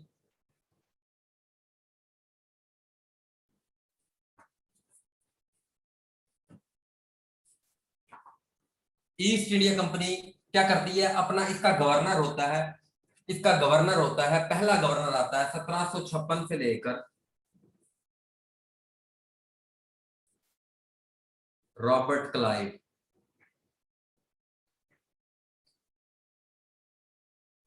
असल में ये रॉबर्ट क्लाइव ना ईस्ट इंडिया कंपनी में एक क्लर्क था, ठीक है जी, ये एक क्लर्क था। रोला ये हुआ कि 1756 में थर्ड कार्नेटिक वॉर हुई है, सेकंड कार्नेटिक वॉर हुई है, मैंने 1756 से 63 लिखवाया। तो अब मद्रास जो था ना, मद्रास था कंट्रोल में किसके, मद्रास था कंट्रोल में फ्रेंच के। तो अब जो ईस्ट इंडिया कंपनी का जो सरबराह था उस टाइम पर, वो फ्रेंच ने जो बीजापुर वाला जो इलाका था, जो हैदराबाद दक्कन अब बन चुका था, हैदराबाद के निजाम को और ये कार्नेटिक के निजाम को जो है ना, इन दोनों निजामों के ऊपर उन्होंने अपना एक नॉमिनी सेलेक्ट किया हुआ था। असल में हैदराबाद का नवाब और कार्नेटिक प्रोविंस का नवाब दोनों मर गए, अब इन दोनों को करना है रिप्लेस। अब कार्नेटिक के अंदर मुजफ्फर शाह, ठीक है जी, और जो है हैदराबाद में चांद शाह था, कुछ इस तरह का नाम था, ये थे फ्रेंच के नॉमिनी। और ब्रिटिश के नॉमिनी थे मुजफ्फर जंग और कुछ और एक और बंदा। तो दो दो नॉमिनी थे, वो चाहते थे कि वो इन दोनों के बने, और इस बात के ऊपर क्या हो गई जी, लड़ाई हो गई इनकी। अब इस लड़ाई के दौरान रॉबर्ट क्लाइव ने ईस्ट इंडिया कंपनी के गवर्नर को मशवरा दिया कि आप जो है ना, वो जो इसका हेडक्वार्टर है हैदराबाद का, आप इसके ऊपर अटैक कर दें। तो इससे क्या होगा, ये जो मद्रास की इन्होंने सीज करके रखी हुई है ना, क्योंकि मद्रास को for time being east India company ने एनेक्स कर लिया था, और उसने क्या की हुई है, सीज की हुई है पूरी। तो उन्होंने कहा कि हम जो है ना इसके कैपिटल पर अटैक करते हैं, तो वो अपनी फौजें इधर से कैपिटल की तरफ लेकर जाएगा, तो हम पीछे से अटैक कर देंगे, हम उस सीज को कंट्रोल करके रखेंगे, उसके फौजी सारे के सारे वहां पर होंगे, तो आप इधर से क्या कर देना, हमला कर देना। हाँ, तो इसी तरीके से इस स्ट्रेटेजी के ऊपर उससे कहा उसके कंपनी गवर्नर ने कि तू ये जो मशवरा दे रहा है आकर इस पर अमल कर दे। तो 1756 को उसको क्या, रॉबर्ट क्लाइव को क्या बना दिया जी, गवर्नर। तो उसने वो करके दिखा दिया। फिर उसके बाद अब बंगाल जो है ना, सबसे पावरफुल जो सूबा है, जो माल के एतबार से सबसे पावरफुल कौन सा सूबा है, बंगाल। बंगाल के अंदर सबसे ज्यादा माल है। और अब बंगाल का जो वो है निजाम, बंगाल के अंदर नवाब सिराजुद्दौला,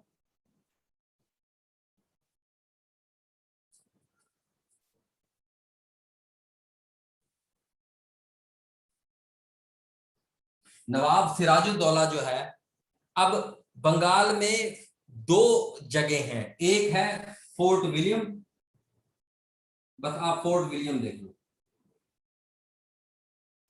अब इसके ऊपर नवाब सिराजुद्दौला ने कब्जा कर लिया। तो अब 1757 में 1757 में बैटल ऑफ प्लासी,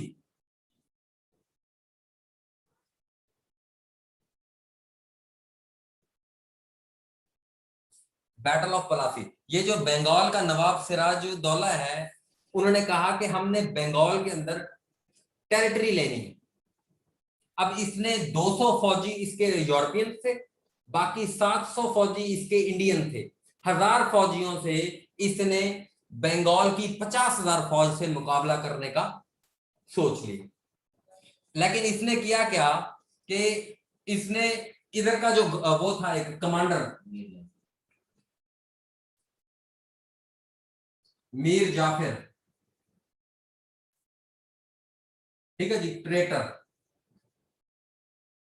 इसको अपने साथ मिला लिया और इसे लालच दिया कि हम जब जीत जाएंगे ये जंग, तो अगर तू हमारा साथ देगा तो हम क्या करेंगे जी, हम तुझे जो है ना नवाब बना देंगे। तो बैटल ऑफ प्लासी में 1757 में क्या हुआ जी, वही हुआ कि Robert Clive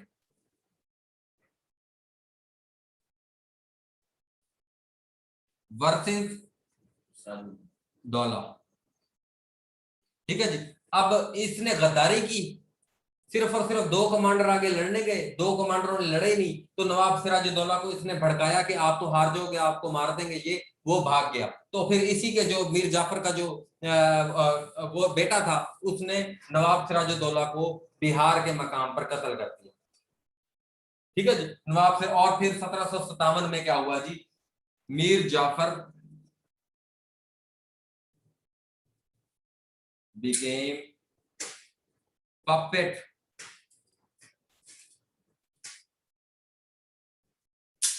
Nawab of Bengal. अब पपेट नवाब बन गया है बंगाल का कौन जी,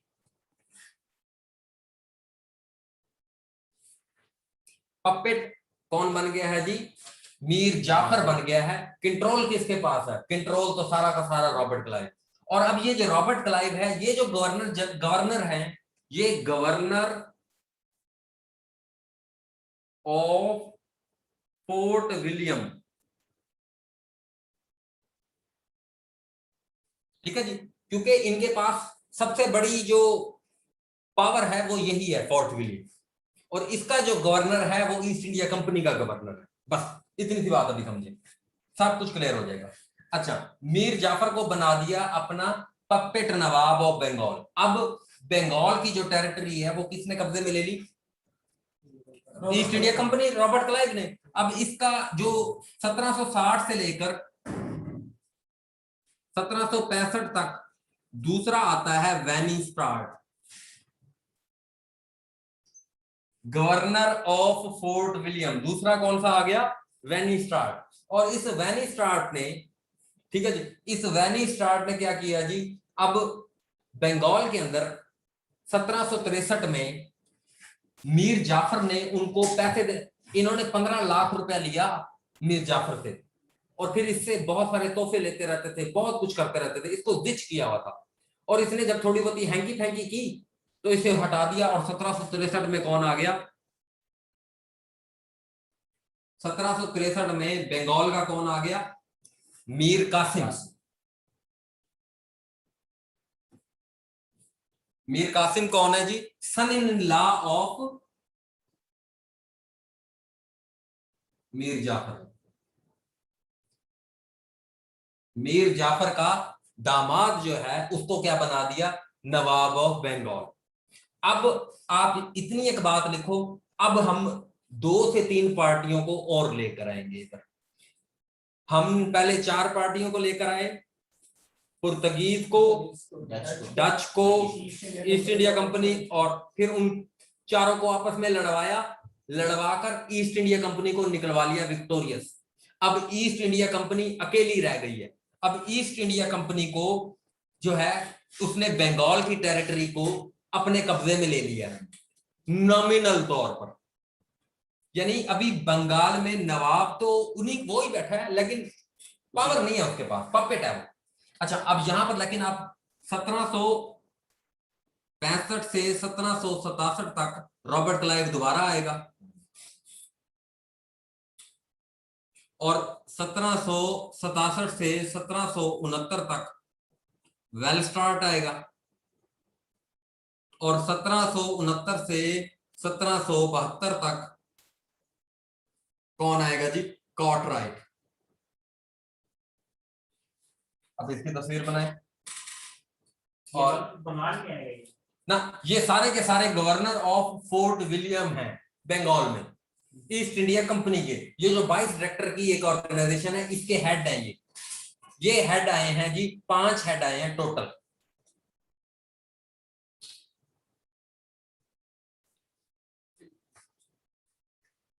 अच्छा, अब जी हमारे पास मैं 2 पार्टीज और लेकर आऊंगा यहां पर। एक पार्टी लेकर आऊंगा मैसूर की पार्टी, और दूसरी पार्टी मैं लेकर आऊंगा जो है मराठों की पार्टी। ठीक है जी, 2 पार्टियां और आएंगी। पहले हम ये बंगाल को, और एक लेकर आएंगे हम मुगल, ठीक है जी, और एक लेकर आएंगे ईस्ट इंडिया कंपनी। अभी इनके अलग अलग नहीं है गवर्नर, काफी वो हमारे लिए इंपॉर्टेंट नहीं है, ठीक है जी, क्योंकि अभी आप आगे चल के देखेंगे कि क्या होता है, अभी हम देख लेंगे, सारा कुछ समझ आ जाएगा। बाकियों का भी समझ आ जाएगा, इसका भी समझ आ जाएगा।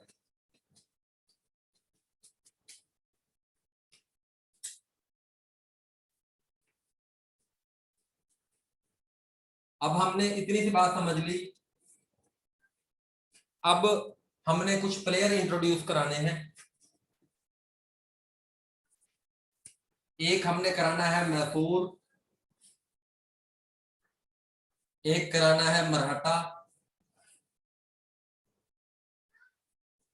एक मराठा, एक मुगल,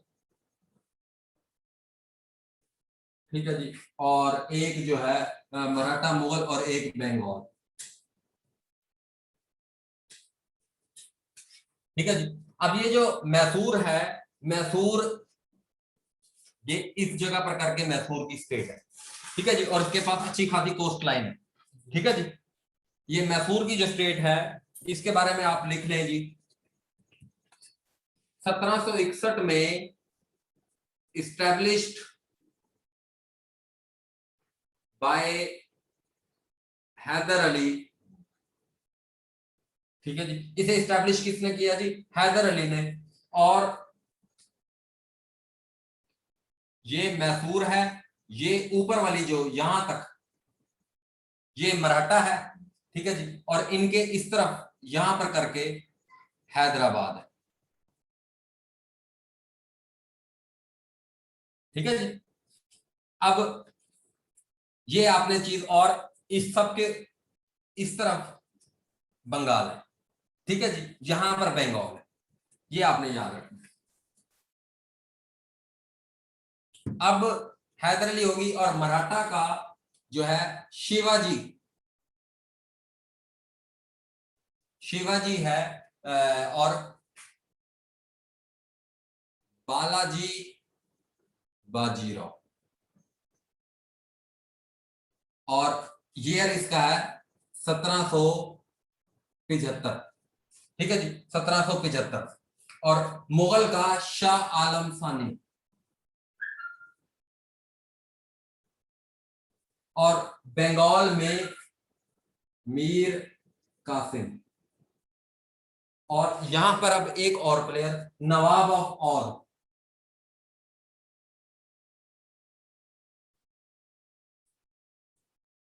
नवाब शुजाउद्दौला,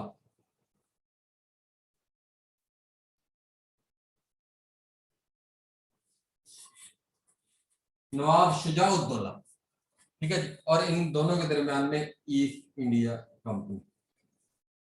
अब हम वन बाय वन करके इनकी देखते जाएंगे।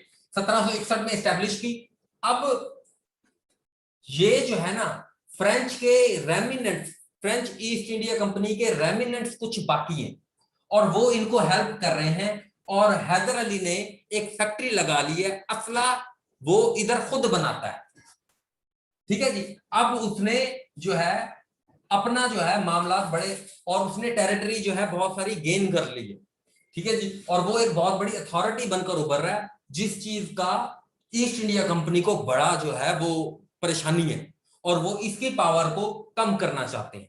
और इस गर्ज से first Anglo Mysore war,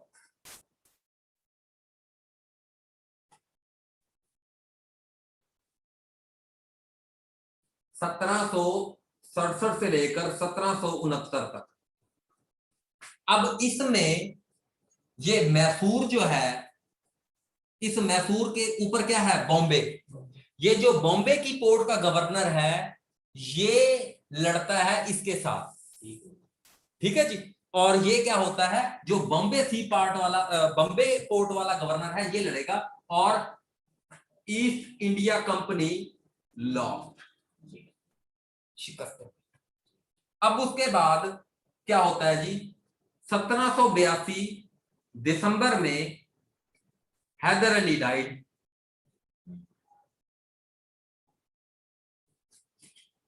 Haider Ali died, और 1780 से लेकर 1784 तक सेकंड एंग्लो मैसूर वॉर हो रही है, सेकंड एंग्लो मैसूर वॉर। और इसमें 1782 में टीपू सुल्तान जो है थ्रोन पे बैठ जाता है, थ्रोन पे बैठ जाता है, थ्रोन। उसके बाद अपने लेगेसी को कैरी करता है। और ये भी लड़ाई कौन लड़ रहा है? बॉम्बे वाली सी पोर्ट, और हल्का फुल्का मद्रास वाला भी इसकी हेल्प कर रहा है, ये दोनों लड़ रहे हैं। अब क्या होता है जी, अब ईस्ट इंडिया कंपनी में 5 आगे गवर्नर जनरल, हम उसका लेजिस्लेटिव पार्ट बिल्कुल एक डिफरेंट टॉपिक में करेंगे, मैं अभी लेजिस्लेशन को नहीं छेड़ूंगा। पहले मैंने कहा गवर्नर जनरल वैसे of Bengal, sorry Fort William मैंने लिखवा दिया, उसको काट दो, गवर्नर जनरल ऑफ बंगाल। वो कौन से 5 जो लिखवाए हैं उनका क्या नाम है? गवर्नर जनरल ऑफ बंगाल, उनका क्या नाम है? जो 5 लिखवाए हैं कौन कौन से? रॉबर्ट क्लाइव 1756 से 1760, वेनिस प्राट 1760 से 1765, 1765 से 67 रॉबर्ट क्लाइव, 1767 से 69 वेलस्ट्राट, और 1769 से लेकर 72 तक जो है कॉटराइट, जॉन कॉटराइट, ये जो है ये बंगाल में। अब आएंगे फोर्ट विलियम के गवर्नर। हल्का सा लेजिस्लेशन का हवाला दूंगा बस, लेकिन पढ़ाऊंगा नहीं। रेगुलेशन एक्ट 1772, ठीक है जी। रेगुलेशन एक्ट आया 1772 में। एक एक्ट था, वारन हेस्टिंग को गवर्नर जनरल बना दिया फोर्ट विलियम का। फोर्ट विलियम के वारन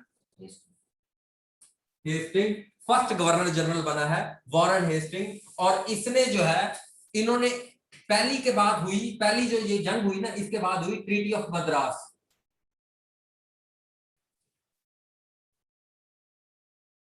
बड़ी ह्यूमिलेटिंग ट्रीटी थी ये, बहुत ही जो है लो ग्राउंड के ऊपर ईस्ट इंडिया कंपनी हारी। और 1784 में वारन, जब 1784 में ऑलमोस्ट 1784 तक ईस्ट इंडिया कंपनी हार गई।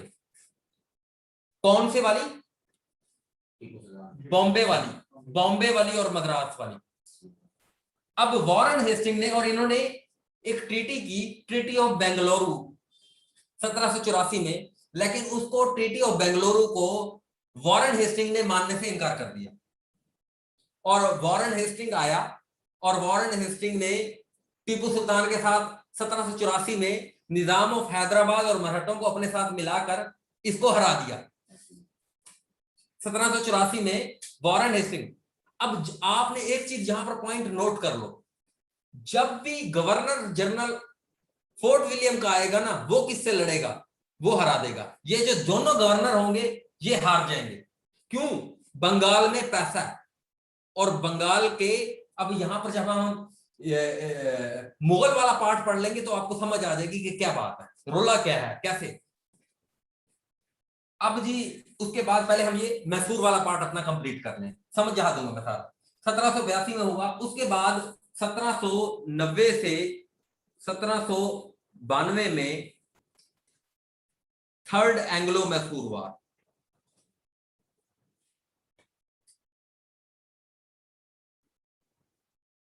ठीक है जी। और लॉर्ड यहां पर आ गया 1784, 1772 से लेकर 1784 तक। उसके बाद 1784 से 1785,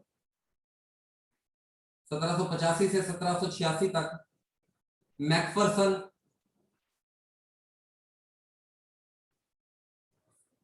ये एक्टिंग था। और 1786 से 1793 तक जो है कौन आया जी? Cornwallis, Lord Corn. अभी लेजिस्लेशन नहीं पढ़ाऊंगा। अच्छा जी, कॉर्नवालिस। तो ये कॉर्नवालिस जो है इसके साथ लड़ रहा है। थर्ड एंग्लो मैसूर वॉर किसकी हो रही है? टीपू सुल्तान और कॉर्नवालिस के। तो टीपू सुल्तान लूज, क्योंकि कौन आ गया? फोर्ट विलियम वाला आ गया लड़ने। टीपू सुल्तान लॉस्ट। और क्या होता है इसमें? इसके बेटों को जो है ना ये अगवा कर लेते हैं, और बेटों को छुड़वाने के लिए ये बहुत सारी टेरिटरी जो है वो लॉस कर देता है। और ये सब कुछ किस ट्रीटी में होता है? वो ट्रीटी बड़ी इंपॉर्टेंट है, 1792 में ट्रीटी हुई है, ट्रीटी ऑफ सेरिंगनापट्टनम।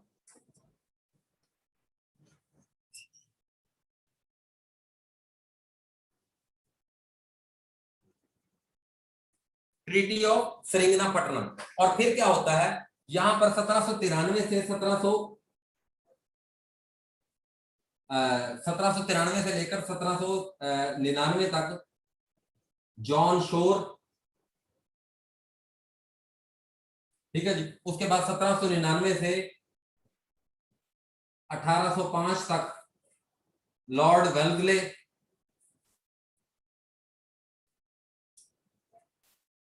लॉर्ड वेल्सले जो है, फिर फोर्थ और लास्ट एंग्लो मैसूर वॉर होती है अप्रैल से मई तक 1799, ठीक है जी, अप्रैल टू मई, 4 मई, ठीक है जी। 4 मई 1799 टीपू सुल्तान किल्ड,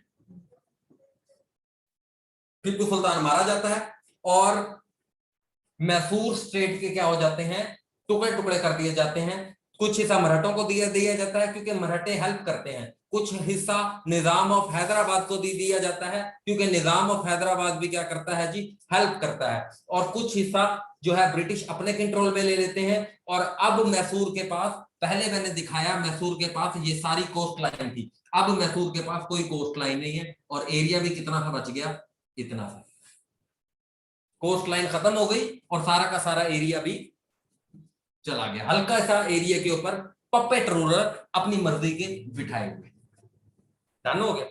अब जी और ये मैसूर का मामला सॉल्व। अब इनकी होती है एक कॉन्फेडरेसी, मराठे जो हैं, अगर मैं मराठों का थोड़ा सा मैं एरिया आपको स्पेसिफाई करने की कोशिश करूं तो at its peak in 1759 Lakshmi Balaji Bajirao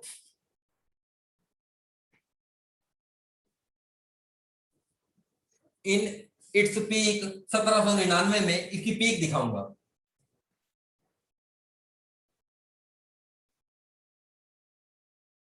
पूरा दिल्ली पूरा सारा कुछ, ठीक है जी, हर एरिया 1759 तक इन्होंने क्या देख ली जी, अपनी लक्ष्मी बालाजी बाजीराव ने अपनी पीक देख ली। फिर क्या होता है, फिर ये होता है कि 1759 में, 1761 में ये बालाजी बाजीराव मर जाता है, थर्ड पानीपत वॉर,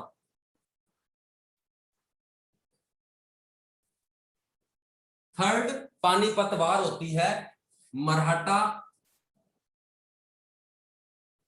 वसा अहमद शाह दुरानी डायनासिटी का अहमद शाह, जिसने 1758 में अफगानिस्तान में, अगर मैं दुरानी एम्पायर का थोड़ा सा हिस्सा दिखाऊंगा आपको,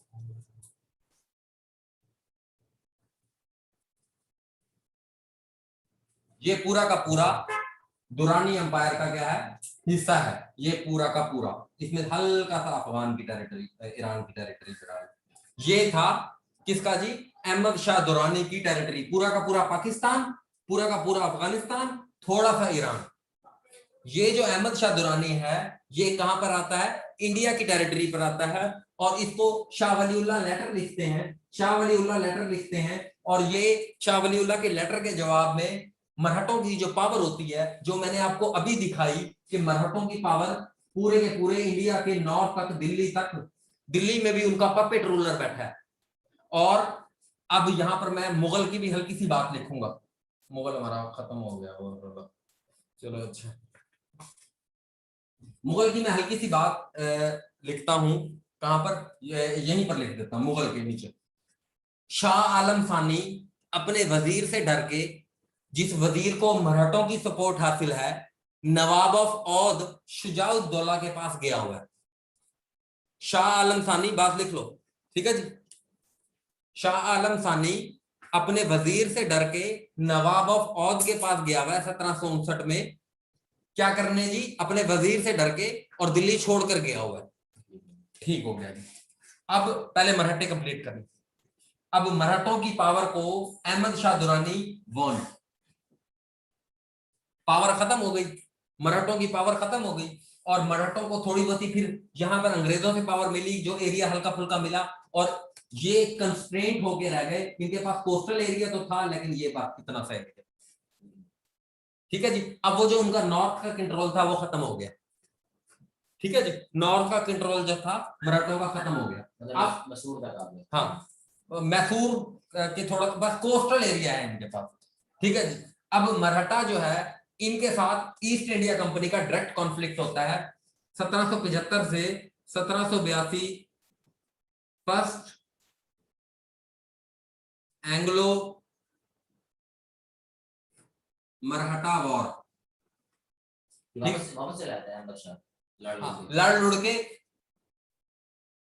अहमद शाह दुरानी क्या करता है, अहमद शाह दुरानी करता है, आता है शाह वलीउल्लाह के कहने के ऊपर, और अपना एक बंदा दिल्ली में बिठा जाता है पपेट रूलर के तौर पर, और शाह आलम सानी को पैगाम भिजवा देता है कि भाईजान हुकूमत आपकी ही है, बस अब सोच लो कितनी हुकूमत उसकी होगी, ठीक है जी। उससे पूछे बगैर उसकी हुकूमत पे बंदा बिठा गया, बस उसको लेटर लिख दिया और मैं इधर से जा रहा हूं, और उसने इधर कोई टेरिटोरियल गेन नहीं किया, उसने यहाँ पर कोई अपनी एडमिनिस्ट्रेटिव नहीं चलाई, ठीक है जी, ना ही उसके पास इतने रिसोर्सेज अवेलेबल थे। तो फर्स्ट एंग्लो मराठा वॉर हुई, और ये फर्स्ट एंग्लो मराठा वॉर किसने लड़ी है जी, बॉम्बे वालों ने, तो ये हार गए, ईस्ट इंडिया कंपनी लॉस्ट। दोबारा से कोई सीन शुरू, ठीक है क्या। अब उसके बाद 1805 से 1807 में क्या होती है जी, सेकंड एंग्लो मराठा वार।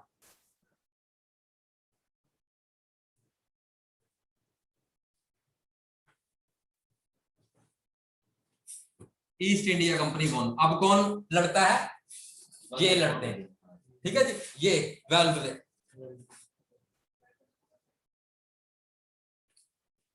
ठीक हो गया जी।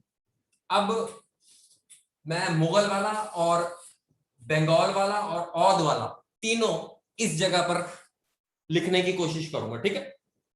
अब होता क्या है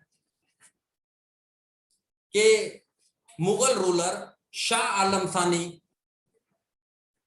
मुगल रूलर शाह आलम सानी जो है वो किधर है जी, औध में, और नवाब ऑफ औध वो भी किधर है जी, इधर है, शुजाउद्दौला। और मीर कासिम जो है वो बंगाल में, और मीर कासिम थक चुका है गिफ्ट दे दे के, तावान दे दे के, और वो अब बगावत के मूड में है। तो 1764 में बक्सर वॉर होती है, battle of Buxar,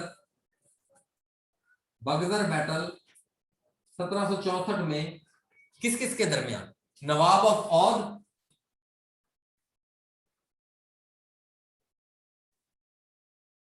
plus Mir Qasim plus Shah Alam second, ये तीनों मिलके बसा ईस्ट इंडिया कंपनी। और ये क्या होता है, मीर कासिम किल्ड, इसको मार दिया जाता है, ठीक है जी। नवाब ऑफ औध के साथ सब्सिडियरी अलायंस कर लिया जाता है,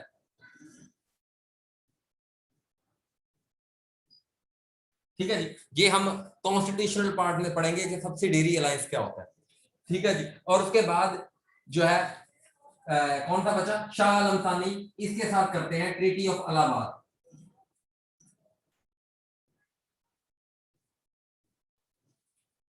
में, ठीक है जी। और अब इनको मैं खत्म कर दूं, 1817 से 1818 में third Anglo Maratha war, East India won total control. अब मराठों की पूरी पावर खत्म, जीरो, ठीक है जी, यहीं पर ही खत्म हो गई थी। बस ये तो एक हल्की सी ऐसे मजीद उनकी जो हल्की फुल्की बातें थी उनको भी खत्म कर दिया गया।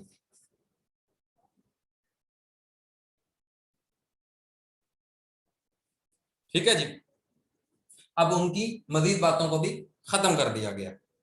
अब उसके बाद ट्रीटी ऑफ इलाहाबाद हो गई, किसके साथ? शाह आलम। अब ये क्या क्या है, अब बैटल ऑफ बगदर में इन तीनों को हरा दिया ईस्ट इंडिया कंपनी ने, ठीक है जी। और जब इसने हराया तो ट्रीटी ऑफ इलाहाबाद में दीवानी राइट ले लिए बंगाल के।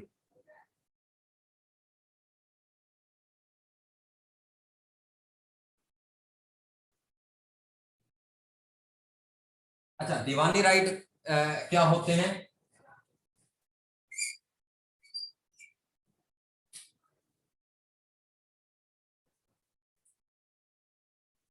इकोनॉमी, पूरी की पूरी इकोनॉमी ले ली बंगाल की। और सिविल मामला कौन से होते हैं? सिविल मामला के कोई चोरी चकारी है, कोई रोड शोड बनाना है कुछ, इनको कहते हैं सिविल मामला। और फौजदारी मामला कौन से होते हैं? जो ये आपके जो है क्रिमिनल मामला होते हैं, ये फौजदारी मामला होते हैं, कोई मर गया, कोई ये हो गया, वो हो गया, इस तरह का, ठीक है जी। तो दीवानी के पूरे इकोनॉमिक राइट जो है ईस्ट इंडिया कंपनी को दे दिए जाते हैं बंगाल की हद तक।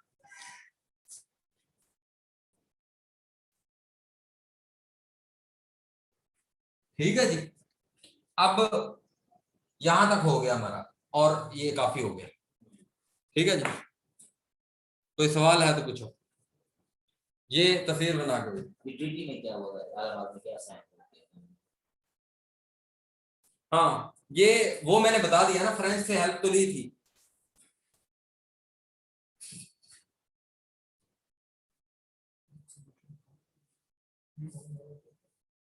ये काफी मारा गया, काफी मारा गया। और उसके बाद सब्सिडी अलायंस के लिए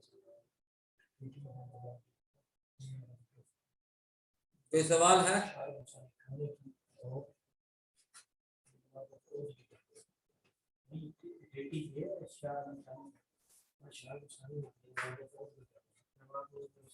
अच्छा, ये अब ट्रीटी ऑफ इलाहाबाद में दीवानी राइट ले लिया मीर कासिम को, और बंगाल का टोटल कंट्रोल अब ले लिया। अब ये मजीद पावरफुल हो जाएंगे। और 1805 में जब मराठों को ये हरा देते हैं ना, फिर उसके बाद ये दिल्ली को भी कैप्चर कर लेते हैं। 1805 में दिल्ली भी कैप्चर हो गया। और अब ये पूरी देखो, ये इनका ये है तरीका वारदात। अब यानी मराठों को पहले इस्तेमाल किया इनके खिलाफ, फिर इनको हराकर मराठों को हरा दिया, फिर नवाब ऑफ बंगाल को पहले इस्तेमाल किया एक को, फिर दूसरे को, फिर उसको हरा दिया। नवाब ऑफ औध के साथ भी इसी तरीके से, ठीक है जी, सबके साथ ये सारे मामला इस तरीके से। ये सब्सिडियरी अलायंस का मतलब क्या होता है? है? ये सब्सिडियरी अलायंस का मतलब क्या है? सब्सिडियरी अलायंस बता दो।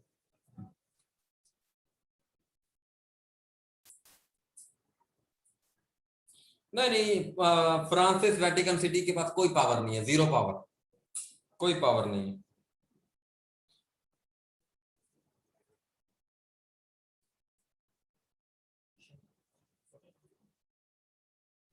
अच्छा, ये सब्सिडियरी अलायंस होता है। सब्सिडियरी अलायंस ये होता है कि अब ब्रिटिशर्स का क्या होता था कि ये जब अगले बंदे को पूरी वही अकबर वाली पॉलिसी, क्या अकबर वाली पॉलिसी, अकबर भी क्या करता था, कहता था कि मेरे से लड़ने का दिल करता है तो आ जाओ मैदान में लड़ लो, मैं तुमसे लड़ूंगा, तुम्हें हराऊंगा, और बाद में तुम्ही को तुम्हारी स्टेट में बिठाऊंगा, लेकिन मेरी बात तुम्हें माननी पड़ेगी। ईस्ट इंडिया कंपनी की भी बिल्कुल सेम वही पॉलिसी, तुम्हारे साथ लड़ूंगी, ईस्ट इंडिया कंपनी कहती है मैं तुम्हारे साथ लड़ूंगी, लड़कर तुम्हें हराऊंगी, हराकर तुम्हारे एरिया का कंट्रोल तुम्हारे जरिए से ही चलवाऊंगी, लेकिन एक बेटर वे में और एक बड़े जबरदस्त तरीके से। तो ये ऐसा हम देखते जाएंगे कि कैसे पूरे इंडिया का एक सेंट्रल पावर बन जाएंगे। और 1757 के पीरियड के बाद को कहते हैं मॉडर्नाइजेशन का पीरियड, क्योंकि वो कहते हैं कि भी हमने आपको मॉडर्नाइजेशन दी है, कि ब्रिटिश ही वो वाहिद फोर्स है जिसने म्यांमार से लेकर पाकिस्तान तक आपको एक सेंट्रल एडमिनिस्ट्रेशन के ताबे कर दिया था, एक सेंट्रल पावर दे दी थी आपको।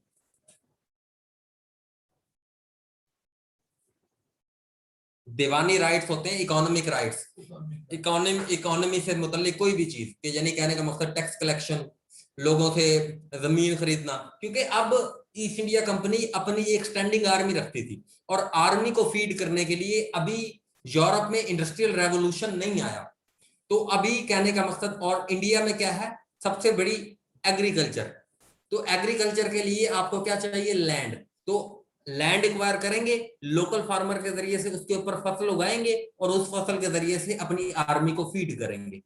इस तरीके से एक आर्मी मैनेज करेगी east India company, standing army, जो कि यहीं के लोकल लोग होंगे लेकिन उनको बेटरली मैनेज करेगी, बेहतर इक्विपमेंट देगी और उनको लड़वाएगी फिर इधर के लोकल लीडर्स से, और फिर इस तरीके से एक सेंट्रल पावर जो है वो बनकर उभरेगी ईस्ट इंडिया कंपनी। ठीक है जी, ये हमने बंगाल देख लिया, नवाब ऑफ औध देख लिया, मुगल देख लिए, मराठे देख लिए, मैसूर देख लिए। इंशाल्लाह कल हम पंजाब, कल तो छुट्टी है, परसों हम पंजाब देख लेंगे। ठीक है जी, फिर उसके बाद पंजाब में कैसे ये करेगी और पंजाब में क्या हुआ था, कैसे हुआ था, फिर ये आपको पता चलेगा।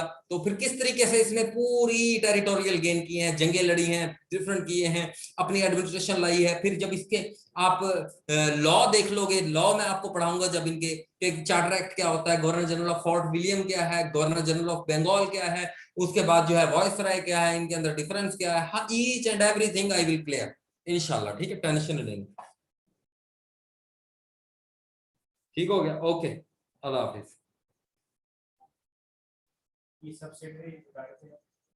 सब्सिडरी अलायंस बेसिकली होता है, मतलब ना हमें छोड़ो ना हमको छोड़ो, हाँ, हम जो काम कर रहे हैं वो उसमें वो मजाक ही बॉर्डर ऑफ पाकिस्तान वाला क्वेश्चन। हाँ, पाकिस्तान का यार टोटल बॉर्डर 2900 है। वकास भाई वाला डॉक्यूमेंट आप फॉलो कर सकते हैं, यू कैन फॉलो दैट, वो